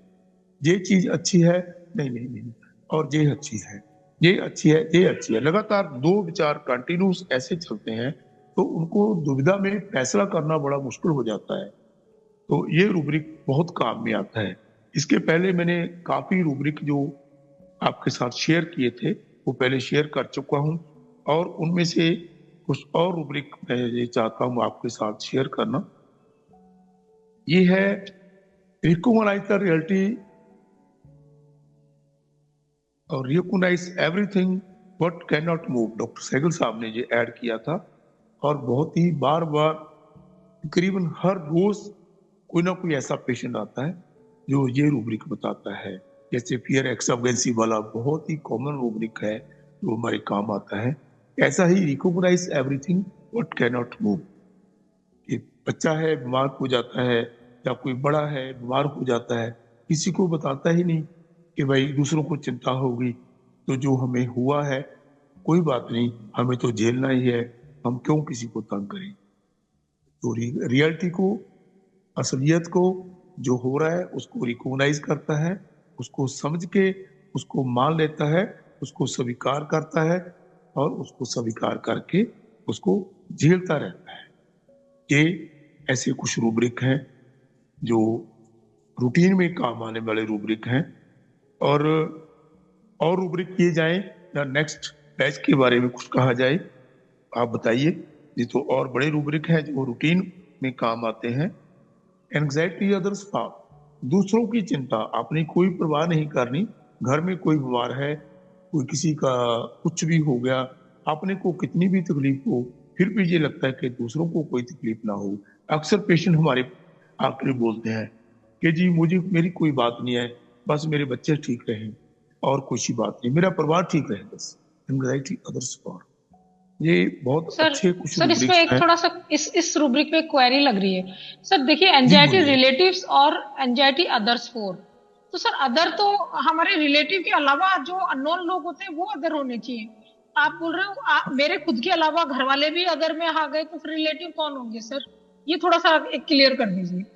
हाँ हाँ जी, कौन बोल रहे हैं आप? Sir doctor Seema. जी थैंक यू, बहुत अच्छी बात की आपने। हाँ, मैं पूरा इसको करनी जा रहा था एक्चुअली।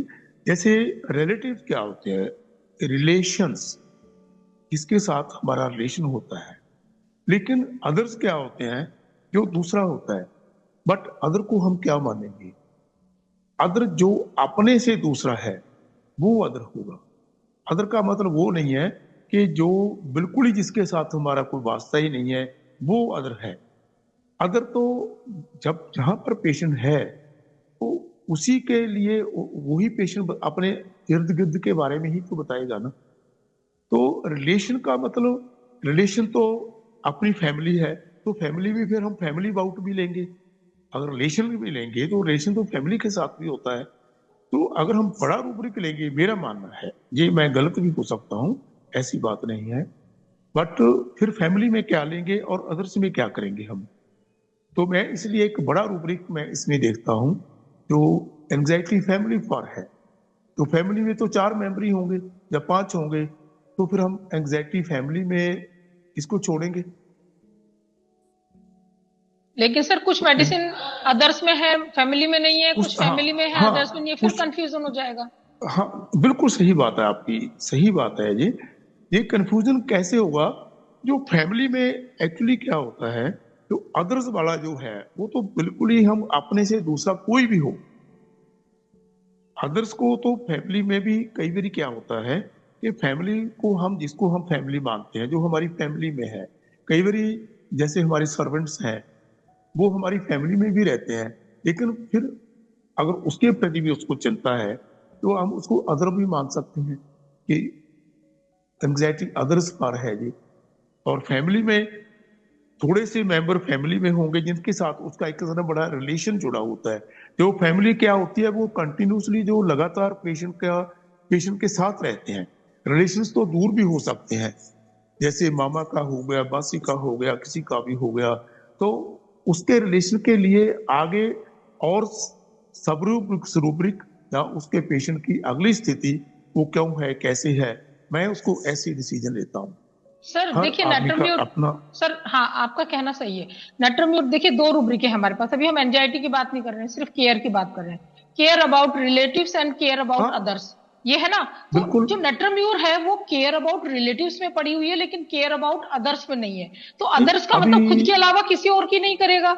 अदर मतलब मैं तो ये सोचती हूँ कि जिस जो अदर मतलब जो बाहर के लोग हैं वही अदर हुए मेरे हिसाब से। तो एक इस चीज को समझने के लिए मतलब उसको बाहर वालों की इतनी परवाह नहीं होती जितना रिलेटिव्स या अपनी फैमिली वालों की या खुद की, इनकी ही हाँ रहती है। देखो, जी चलना तो हमें यहीं से पड़ेगा। जो अदर तो अपने से कोई दूसरा वो अदर है, उसके बाद में उस अदर्स को हम इन कैटेगरी में डिवाइड करेंगे। अपने से दूसरा कोई भी जो हो वो अदर्स में आएगा, लेकिन अदर को, अगले जो अदर्स को हम डिवाइड इनमें करेंगे। कोई फैमिली है, कोई रिलेशनशिप में है, कोई जैसे आप बोले कि केयर्स तो अदर और एंजाइटी में फर्क होता है ना।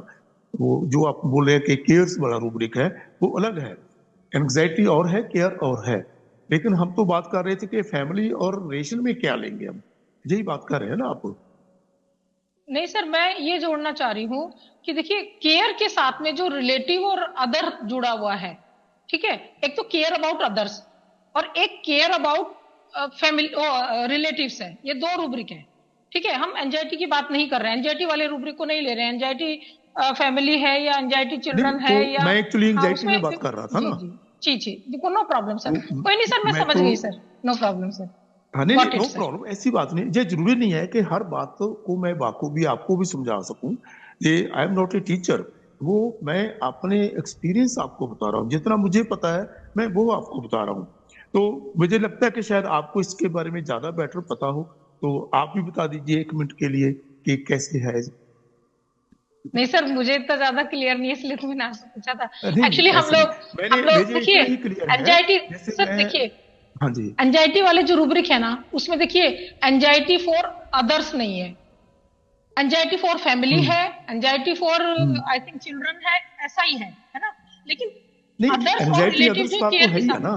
है क्या सर? एंजाइटी एक अदर्स मिनट बार देखती तो हूँ है। सर, एक मिनट देखती हूँ, एक सेकंड। है बहुत ही अच्छा रूब्रिक है, बहुत पुराना रूब्रिक है, बहुत देर है, से वो हम यूज है कर रहे हैं। एंग्जाइटी अदर्स है, हाँ, बहुत ये बड़ा रूब्रिक। 47 मेडिसिन है इसमें। मैं ये कह रहा हूँ कि एंजाइटी जो अदर्स फॉर है, अपने से अलग जो भी है वो अदर्स में आ जाएगा, राइट। उस जो अदर्स में है उसको फिर हम डिवाइड करेंगे, फैमिलीज, रिलेशंस और नेबर, ये वो सब कुछ में डिवाइड करेंगे। वो उस हिसाब से हम इसको देखेंगे, ठीक है हाँ सर, फिर समझ आया सर, क्योंकि एंजाइटी जी। अगर अदर्स ले लेंगे तो फिर वो उसमें सब कुछ आ गया, रिलेटिव भी आ गए और हाँ अदर भी हो गए, जी सब जी आ जी जी, हाँ गए जी। वो सब लेकिन कुछ आ सर, जाएगा। फिर सर लेकिन उस केयरफुल ऑफ अदर्स को फिर अदर्स, आगे डिवाइड करेंगे हम, है हाँ जी। ठीक है सर, समझ हाँ, गई सर, नो केयर्स में, प्रॉब्लम, हाँ ओके, केयर्स में और थैंक यू। एंजाइटी में क्या फर्क है, ये पूछ रहे हैं ना आप। नहीं नहीं सर, केयर में फिर सिंपल नहीं रिलेटिव और नहीं, अदर केयर बस में दो ही देखो रूब्रिक है। एंजाइटी में क्या, हाँ मैं बता रहा हूँ आपको, एंजाइटी में क्या है। एंजाइटी में पेशेंट सोचेगा, उसके बारे में चिंता करेगा, वो कुछ करता है या नहीं करता वो अलग बात है। केयर्स में वो कुछ करेगा, चिंता नहीं करेगा, वो उसकी हेल्प करेगा। मैं इसको ऐसा सुनता हूँ, तो केयर करेगा उसके लिए, चाय बनाएगा, रोटी बनाएगा, कुछ खाना देगा, उसकी मेडिसिन देगा, उसकी केयर करेगा वो, है ना।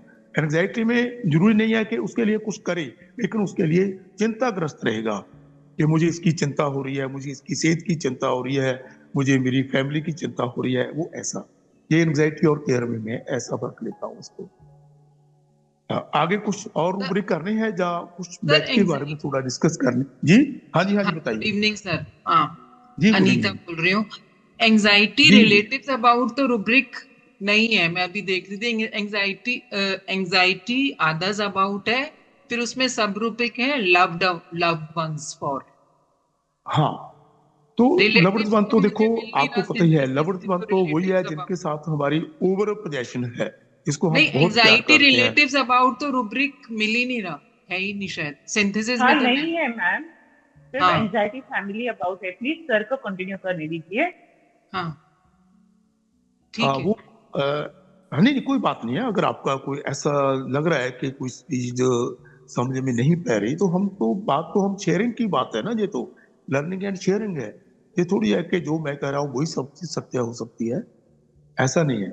मैं तो अपना एक्सपीरियंस बता रहा हूँ आपको, वो जो जो चीजें मैंने देखी है लाइफ में, ऐसा ऐसा मैंने देखा है। अगर आपको इस चीज में कुछ भी काम आए तो आप इसको यूज कर सकते हो। नहीं नहीं सर, क्योंकि एक्चुअली इनका ना कई क्वेश्चन बार, रेलेवेंट है सीमा हाँ का, क्योंकि सर, अदर्स क्वेश्चन में लव्ड वंस भी लिखा हुआ है। कंफ्यूजन वाली स्टेट थी ना, इसीलिए क्लियर करना चाह रहे थे, और कोई कोई दिक्कत बात नहीं नहीं है है, हो सर गया। जी। हाँ, अगर आपको लगा ना कुछ क्लियर हुआ, सीमा जी। हाँ सर, समझ आया सर, जी thank you sir, okay sir, हाँ बहुत बढ़िया। जी, ओके मैम। ओके, आगे क्या करें हम, आगे रूब्रिक कुछ और स्टडी कर लें या कोई बैच के बारे में थोड़ा काम करें।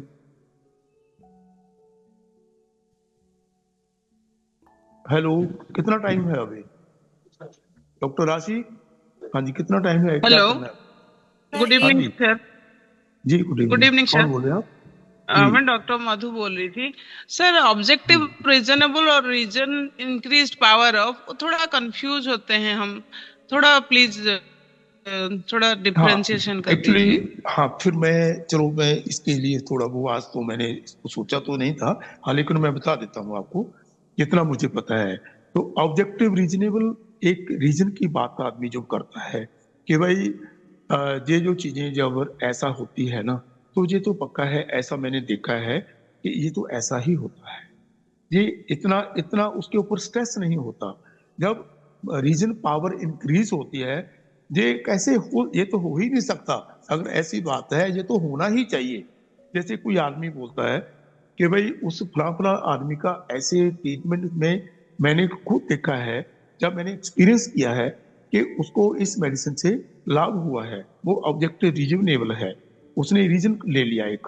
अगर आदमी ये बोलता है अगर मेडिसिन सही हो जाए तो ये हो ही नहीं सकता, तो आदमी ठीक होगा ही, कोई तो इलाज होगा ही ना इसका। ये ये उसका जो वर्जन है, वो पावर ऑफ रीजन इंक्रीज्ड है, वो उसके लिए एक आपको पक्का रीजन देगा, अपने रीजन को कंफर्मेशन दे देगा। मैं उसको ऐसे लेता हूँ। पावर ऑफ ਜਿਹੜੀ रीजन पावर इंक्रीज में। जी सर समझ गई। जी थैंक यू। जी ओके जी ओके।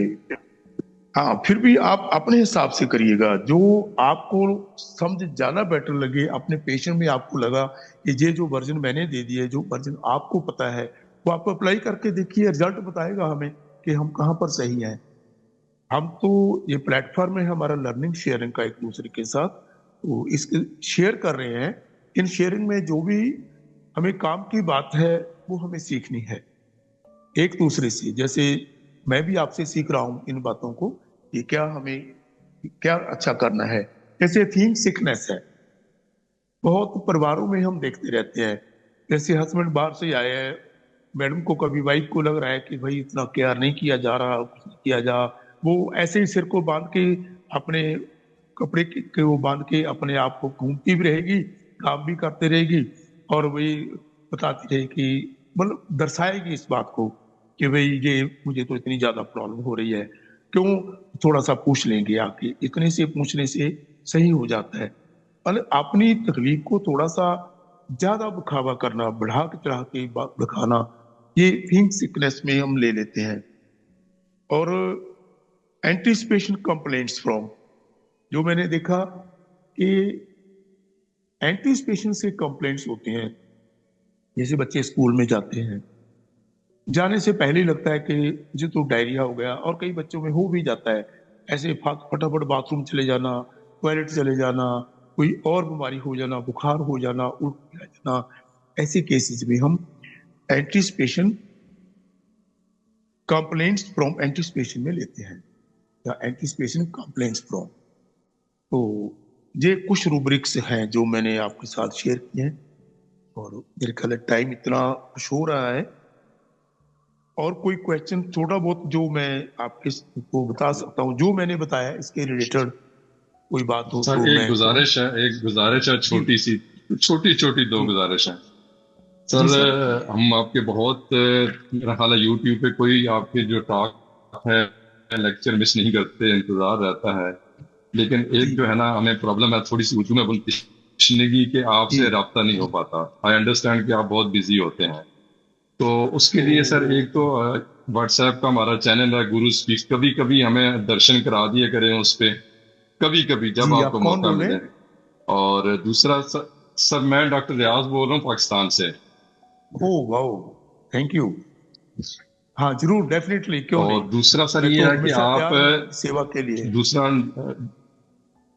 सर बड़ा मुश्किल होता है, आई अंडरस्टैंड आप बहुत बिजी होते हैं। डॉक्टर सैगल स्कूल से मुझे पता चला था आप अटैच हैं, पर हम वहाँ आ तो नहीं सकते। तो जी डॉक्टर जी, सैगल जो है वो हमारे पाकिस्तान से गए थे, तो हमारा भी हक बनता है उन पे काफी वो सारा। तो सबसे पहले मेरे आपका ही नजदीक ही हक है, पिंडी क्योंकि की वो एक तो है जगह ही है, वहां से पाकिस्तान थे वो। से। जी जी, हाँ, वो तो सबसे पहले तो आप ही तो उनके सर मैं नजदीक हैं। I am great fan of him. उनकी सर कोई किताब उनकी नहीं छोड़ी है, और आपका भी कोई लेक्चर नहीं छोड़ते, लेकिन एक जो बहुत आपसे अच्छा सीखना है। होता है वो हम मैंने नहीं भी कर तो पाते। उन्हीं से सीखा तो है, उन्हीं एक की ये बुक्स पढ़ गुजारिश के थी कि मैंने। जो आप उस जी, कोई बात नहीं, सर मैं अभी आप डॉक्टर आपका नंबर सैगल के अपना। स्कूल से अटैच हैं जो मुझे पता चला। जी जी, बिल्कुल बिल्कुल, मैं उन्हीं का स्टूडेंट हूँ, तो डॉक्टर सर सहगल स्कूल कोई का मैं कोर्स स्टूडेंट हूँ। ऐसा कोई डिवाइस कर सकें, ऐसा कोर्स कोई जो ऑनलाइन हो जिसमें आप केसेस एक्सक्लूसिव शेयर करें कोर्स के शेप में, कोई और बात नहीं, उसमें बकायदा आगे एंट्री को करें करें। हम और वैसे आपसे मैंने सीखें। तो जितना भी मैंने कोशिश की है कि एक्यूट इमरजेंसीज में मैंने बहुत काम किया है, और मैंने बहुत अच्छे रिजल्ट देखे हैं। मैंने उसके बारे में कई बार बातचीत शेयर भी की है, और आगे को और भी करेंगे। जी सर। और बहुत अच्छे केस देखता हूँ मैं प्रैक्टिस में। मैं भी चाहता हूँ कि हम सब लोग ऐसा ही देखें, मतलब और जैसे एक सर हम आपका पहले सिलसिला है सुनते जो थे। कॉल अटेंड करते हैं लेक्चर्स के दौरान, आप कॉल अटेंड करते हैं। सर कोई लॉटरी निकाल दिया करें, कोई कौन सा डॉक्टर जो है बेशक 6 अब महीने वो इंतजार करना आज पड़े, मेरा इतना मेरे लेकिन पास कभी मेरे दिमाग में नहीं रही वो बात, वो कभी जरूर करेंगे। तो चलो, मैं ऐसा करता हूँ, आज आपको कॉल ही अटेंड करके बताता हूँ, बैच के रूप में मैं ये बात करता हूँ आपके साथ, ठीक है। और मैं कॉल भी अटेंड सर कर लेते हैं हम। Thank you sir. तो मैं छोटी सी बात आपकी, हाँ, एवरीबॉडी इज रेडी, कि आप सब लोग तैयार हैं इस बात के लिए कि हम थोड़ी सी बैच के बारे में बात की जाए, या सबको जाना है जल्दी? तो मैं यहीं पर छोड़ देता हूँ। नहीं जाना है सर, नहीं कंटिन्यू नहीं करिए सर प्लीज। करिए। हम तो पूरी रात हाँ जी बैठे रह सकते। जी। डॉक्टर साहब आप तो बहुत मेहनती हैं, क्या बात है। मेहनत करना तो मैं आप ही से सीखा हूँ हेलो डॉक्टर साहब। जी जी। हेलो। हाँ जी हाँ जी बोलिए। सर सर एक डिफरेंस बता दीजिए, कैरिड डिजायर में और क्लिंगिंग में क्या फर्क है सर? देखो, क्लिंगिंग तो साथ में चिपक ही जाता है।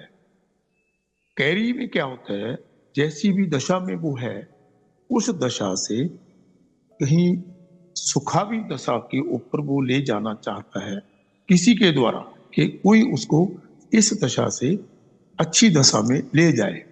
जो क्लिंग होता है उसमें ये इच्छा नहीं होती, वो डिजायर कोई नहीं होती। कैरिड डिजायर, ये जो रूब्रिक है, वो इतने लफ्ज उसमें जो है, उसमें डिजायर नहीं होती। वो तो सीधा क्लिंग ही कर, उसको चिपके ही जाता है, उसको कैरी की कोई इच्छा नहीं।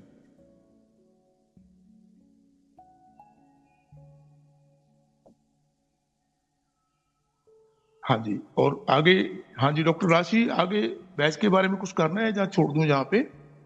सर बैच करा दीजिए। थोड़ा सा बस मैं बताता हूँ। चलो, जो डॉक्टर साहब, डॉक्टर रियाज जी ने बोला कि हम इसको फोन कॉल से ही ले लेते हैं, छोटी छोटी बातें करेंगे आपसे, है ना। तंग करने वाले जो फोन कॉल किसको आती है, फोन कॉल क्यों कौन करता है, इसको कोई तकलीफ होती है, तंगी होती है, फोन आता है कि डॉक्टर साहब इस बच्चे ने तो परेशान कर लिया मुझे, आप कुछ बताइए ना, ये पूरा दिन ये टिकता ही नहीं है, इतना बेचैन है ना जी, मेरा सिर खा गया है ये बात, कभी कुछ कभी कुछ कभी कुछ, इतना बेचैन रहता है।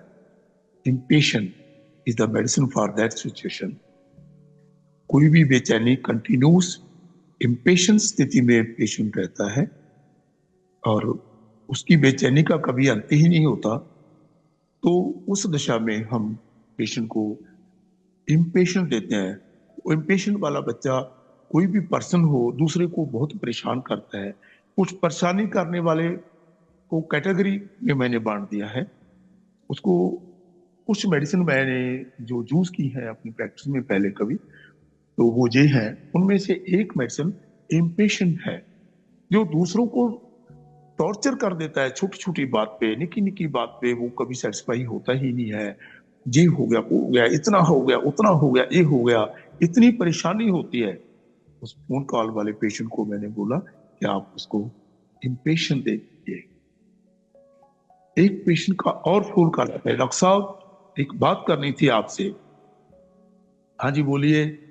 डॉक्टर साहब मेरे को ऐसा होता है, मैं जब सुबह उठता हूँ मेरे को ऐसा होता है, जब मैं रात को सो जाता हूँ तो मेरे को ये प्रॉब्लम आती है, तो दिन में भी मेरे को इतनी प्रॉब्लम होती रही है। पहले मैं जब कभी कभी वहां घूमने गया था मेरे को ऐसे हुआ था, अब मैं रात को जब मैं वहां गया था तो ऐसे हुआ था, ये हुआ था। अब मेरी मम्मा को भी ये प्रॉब्लम रहती है, मेरे पापा को भी ना जी, ऐसा ऐसा होता था, मैं परेशान हो रहा था। अरे भाई बात तो बताइए ना, ये प्रॉब्लम क्या है। अंदर से एक और फोन आया उसी फोन कॉल के अंदर, डॉक्टर साहब ये ऐसे ही जैसे आपके साथ बात करते हैं, अरे हमें भी ये ऐसे ही परेशान करते रहते हैं। मैं भाईजान ऐसा करो, इसको हीदर दे दो आप एक बार, फिर मिलेंगे। तो आदमी इतनी बातें कर करके सिर खाता है आपका, वो अपनी बात को टूटने ही देगा, उसकी कभी बात खत्म ही नहीं होगी। कभी पेशेंट ऐसे भी आ जाते हैं ना, वो इतनी बातें बताते रहते हैं आपको, इतनी बातें बताते हैं, वो किसी काम की हो या ना हो, लेकिन वो बोलना बंद नहीं करेंगे।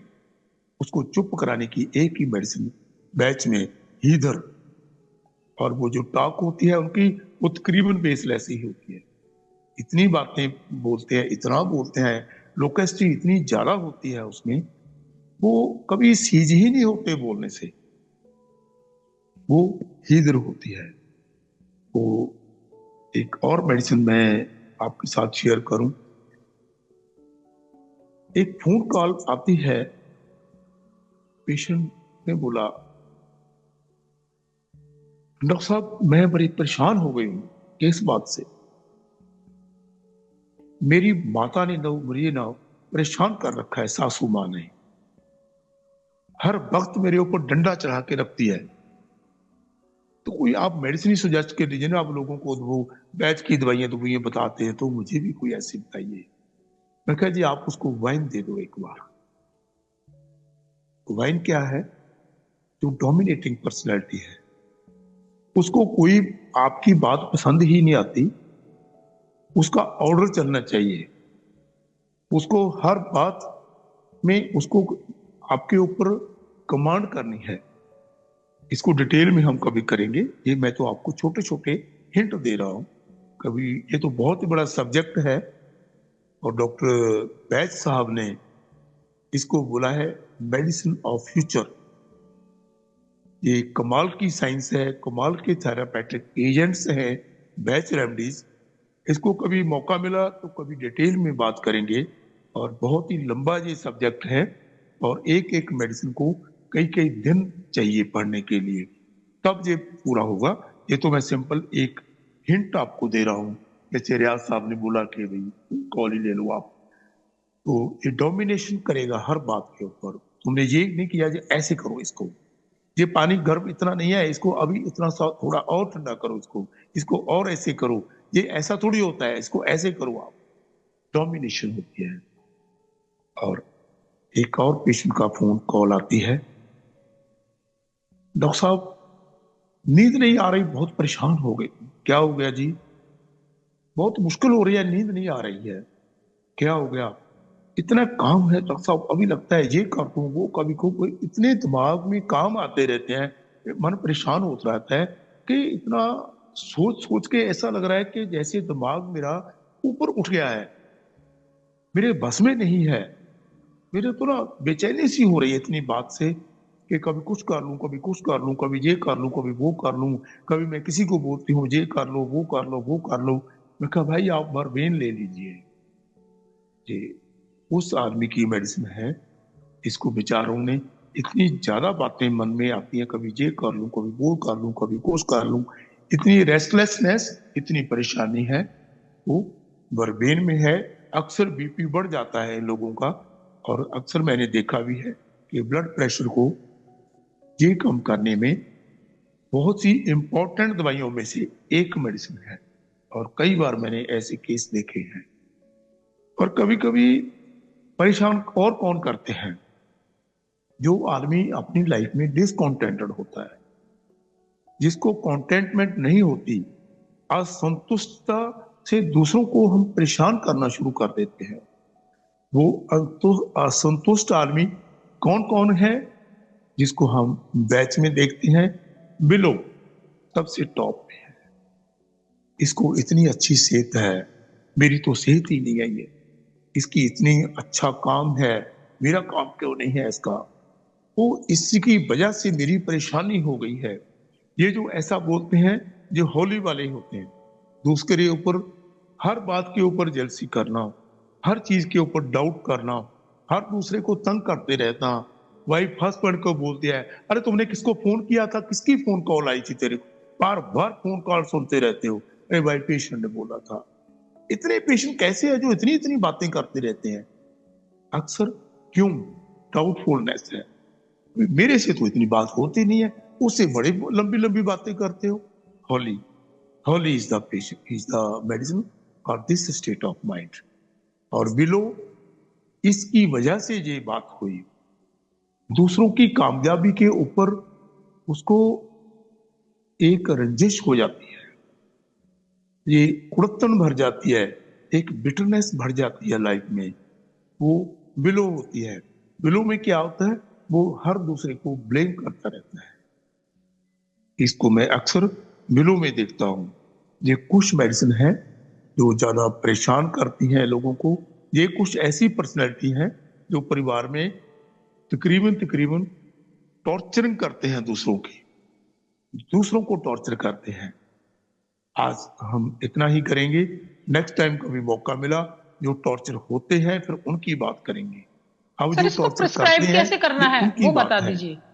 वो बता दिया मैंने अभी, हाँ बता तो मेडिसिन, दिया, हाँ नहीं बता दिया पानी में मैंने, डाल के सुना नहीं देना है आपने या शायद। नहीं सर पानी में हाँ डाल अच्छा के देना अच्छा, है या हाँ कैसे? अच्छा, वो डोज प्रिस्क्रिप्शन, पोसोलॉजी बोल हाँ रहे हैं आप डोज डोजेज ओके। या हाँ हाँ हाँ, वो ओरिजिनल जो मेडिसिन होती है बैच की, जो मैं यूज करता हूँ, जैसे मैं बाहर इंग्लैंड से मंगवाते हैं, वो 10 ml की 7 ml की मेडिसिन मिल जाती हैं। उसके हम जो 4 ड्रॉप्स हैं ओरिजिनल मेडिसिन के, तो उसको हम 30 ml जो हमारा मीडिया है SL में डालते हैं, अल्कोहल में डालते हैं, तो उसमें से उसको हिला के उसमें से 4 ड्रॉप थ्राइस ए डे देते हैं। ये ओरिजिनल प्रेस्क्रिप्शन है डॉक्टर बैस साहब की, जो उन्होंने रिकमेंड किया है। मैं अपनी प्रैक्टिस में कभी इसको मैंने देखा है कि मैंने इसको गोलियों में भी, जैसे हम होम्योपैथी देते हैं, ऐसा भी देखा है, उसमें भी ये मेडिसिन काफी अच्छा काम करती है। आप ऐसा भी कर सकते हैं, लेकिन बैस साहब ने ओरिजिनल वही तरीका बताया जो मैंने आपको बता दिया। 4 drops thrice a day out of the prepared solution from the original medicine. ठीक है जी, और कुछ? Thank you sir, gratitude sir, जी। बहुत अच्छा बताया सर। थैंक यू जी, थैंक यू। हाँ, आज के लिए इतना ही, फिर कभी बैठेंगे, कभी बात करेंगे। जो जो मैं रूटीन में सीख पाऊंगा, जो मैंने डॉक्टर हमारे सहगल साहब से सीखा, और उनकी शिक्षा के आगे जो मैं सीखूंगा, वो आपके साथ शेयर करता रहूंगा। Thank you everyone. Sir, thank you very much. Thank you, sir. Thank you, sir. Thank you so much. Thank you, sir. Thank you, sir. Thank you, sir. Gratitude. Thank you, sir. Thank you, sir. Thank you, sir. Hello, everyone. I am Dr. Ranjana Sharma from Kharad, Punjab. Now, moving onward, I would like to call Dr. Akshay Bankar, sir, from Toronto, Canada, to speak few words. Welcome, Dr. Akshay Bankar, sir. Thank you doctor Ranjana. Matharu sir, नमस्कार। Thank you sir. नमस्कार जी। कैसे हैं? वापस बहुत मिलना अच्छा लगा हो गया। आपसे मिलके, ब्रम्पटन में आपसे मिलना हुआ, बहुत अच्छा लगा आपको मिलके, और आपने इतना जी। अच्छा साथ दिया। आपके साथ के लिए आभारी हैं हम। सर, आभारी हम हैं आपके। आप इतना अच्छी ऐसी तरह बात से नहीं है। हमें समझाते हैं, अपना एक्सपीरियंस शेयर करते हैं। जी। So it is very good and there is no comparison to that. So thank you very much sir, क्योंकि हम थैंक यू सर। हमेशा कहते हैं हमारे फेलो होम्योपैथ्स को कि आप शेयर करें। जितना आप शेयर करोगे उतना हम भी सीखेंगे, दूसरे भी सीखेंगे। बिल्कुल सर। तो जी सर। वो बहुत अच्छा फर्क पड़ता है और फायदा भी होता है पूरी कम्युनिटी को। बिल्कुल so sir. Thank you very much. आपको मैं पहली बार ब्रैम्पटन में मिला था अभी जी जी, पिछले आपका आना महीने। हुआ, मुझे बहुत अच्छा लगा आपको मिलके। अरे इतना हम्बल पर्सनैलिटी है आपकी, इतना अच्छा लगा सर, मुझे। आप बहुत हम्बल है, आपके इसलिए साथ आपको फोटो सब खिंचवाई हम्बल लगते मैंने, हैं। तो बहुत अच्छा लगा मेरे को सर आपसे मिलना, और इच्छा करते हैं कि बार बार मिला जाए आपसे। हाँ जी, इच्छा थैंक यू। करते हैं। उसके बाद जी जी। आपके हर एक वीडियोस में देखता हूँ, डॉक्टर राशि मेरे से शेयर करती हैं। सो जी आई जी। Would like to thank doctor Rashi also for doing this thing. And उनका कहना था कि मैं कुछ मेरा एक्सपीरियंस शेयर करूं। जी sir. So doctor Sehgal method के हम एक्सपोज हुए थे करीब 20 साल पहले, मोर देन 20 years, जब हम पटियाला की एक वर्कशॉप में गए थे डॉक्टर योगेश और डॉक्टर संजय सहगल की। एंड वहाँ हाँ से जी। हमने ये सिस्टम को धीरे धीरे अपनी प्रैक्टिस में यूज करना शुरू किया। सो कपल ऑफ केसेस, थोड़ा एक्यूट टाइप के केसेस देख लेते हैं जो मैंने प्रैक्टिस में देखे हैं यहाँ पे खास तौर से। सो एक मेल पेशेंट आए थे। उनका कंप्लेंट था कि लेफ्ट अपर लिम्ब में सीवियर पेन था। वो खड़े रहने पर, ड्राइविंग करने पर, लेकिन उसके वर्डिंग्स क्या थे कि उसने कहा कि I had to take Advil. Advil is ibuprofen, जो हमारे यहाँ मिलती हैं। So he said that I had to take Advil, I have to sit down, there is continuous dull aching pain, I wanted to take leave from work but I cannot take leave. Due to this, I cannot do anything in house. I feel tired due to this. Body says to take rest. So ये उनका expression था. तो वो expression को हमने rubric में break down किया कि एक तो helpless he was feeling, rest, desire for and torpor, ये 3 रूब्रिक को लेके उसको लाइकोपोडियम दिया गया, विच इमीडिएटली गिव रिलीफ. बिल्कुल. अनदर केस, बहुत अच्छा.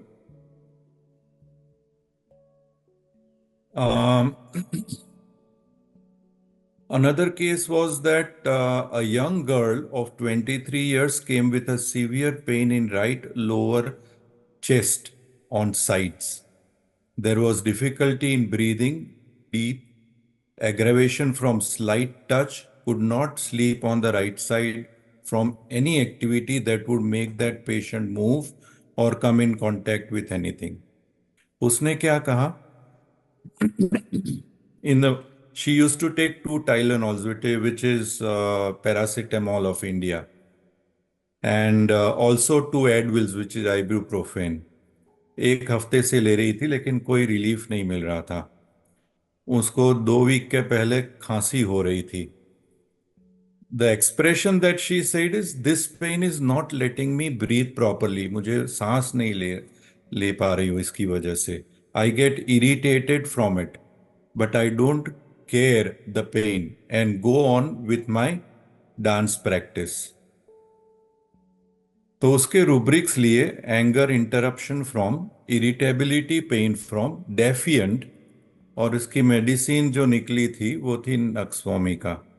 नक्सवोमिका 30 ने उसको पेन से रिलीफ दिला दी. So there are so many others, but the beauty of this method, ये मैं जरूर कहना चाहूंगा हर एक को, that beauty of this method is that it is very quick, very fast. हम उसको, अगर हम एक्सप्रेशंस को अगर समझ सकते हैं तो पेशेंट की पहली 4 लाइन या पहली 5 मिनट हमारे लिए इनफ हो जाती है मोस्ट ऑफ द पेशेंट्स के साथ, कि हम पकड़ लेते हैं कि ये दवाई ये पेशेंट को लगेगी.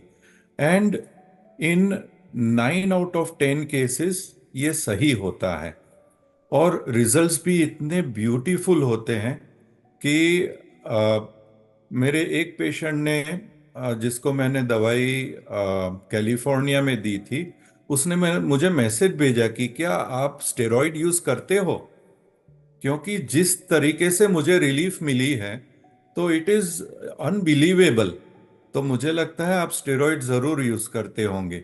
सो this is what the patients can compare our results to, where is we don't use steroids. मैंने उनको मैसेज भेजा कि हमारी दवाई इतना अच्छा असर करती है कि हमें स्टेरॉइड जैसी दवाई को कभी इस्तेमाल करना ही नहीं पड़ता. So that is the beauty of this method, homeopathy as well as Dr. Sehgal's system. So thank you very much, Dr. Rashi. Thank you, Mataru sir, for your continuous teachings. And I hope to be there in all your future lectures also. Thank you very much. Thank you, sir. Thank you, sir. Thank you, Venkat Saab. Hello, sir, Mataru. Thank you. Thank you. Thank you, Banker sir. जी. Now I wanted to take a moment to express my heartfelt gratitude to respected Dr. H.S. Matharu sir for your as usual wonderful presentation in today's session. Your insights and expertise on understanding Sehgal method and study of rubrics and batch flower remedies, and I appreciated the time you took to share your knowledge with us. Thank you again for your time, efforts, and expertise. I took forward to applying the knowledge I gained from your presentation. Thank you, sir. Now moving onward. Hello, Matare sir. Now moving onward, we are very thankful to. Thank you. Hello. Hello, Matare. Sir actually हाली जो bachelor medicine है वो pregnancy में जी दे सकते हैं? हाँ जी, दिया जाओ, क्यों नहीं, वाई नॉट, एवरीवेयर बहुत अच्छा काम होगा। हाँ एक्चुअली मेरे पास पेशेंट है प्रेगनेंसी पर की फर्स्ट मेडिसिन वॉलनट होती है। बाद में कभी डिस्कस करेंगे, बताएंगे, एक एक मेडिसिन को बहुत अच्छे से पढ़ेंगे, कभी मौका मिला तो जरूर करेंगे।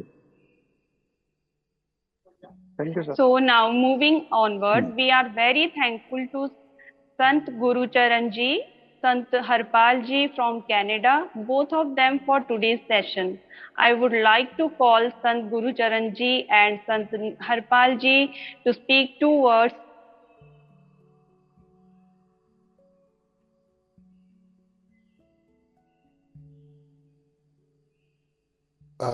Hi, everybody can hear me, right? Yes. Welcome, sir. Yes, sir. Thank you very much. मैं यही कहना चाह रहा था कि हम बहुत ऑनर्ड है कि हम इसका पार्ट हैं अभी, और हम डॉक्टर मथाड़ू जी से बहुत टाइम से जुड़े हुए हैं, बहुत सालों से। अभी हमारा फैमिली रिलेशन है इनके साथ, इंडिया से लेकर ये हमारे पास हमें ये भी मौका मिला कि डॉक्टर मठाड़ू जी ने हमें विज़िट किया कनाडा पिछले मंथ, और बहुत अच्छा टाइम स्पेंड किया।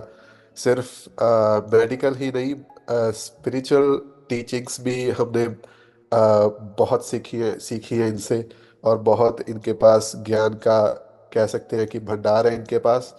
और हम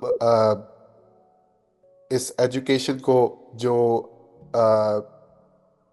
अलग अलग कॉलेजेस में और अलग अलग स्टूडेंट्स के पास, इंस्टीट्यूट्स में और सोशल मीडिया प्लेटफॉर्म के थ्रू हम जितना इसको डिलीवर कर सकें, स्प्रेड कर सकें world wide, not just in India, world wide इसको स्प्रेड करने में हम इसका पूरा योगदान देंगे, पूरा साथ देंगे। और हम बहुत ही आभारी हैं कि हम इसके अभी पार्ट हैं, और हमेशा हम we look forward to be a part of that forever.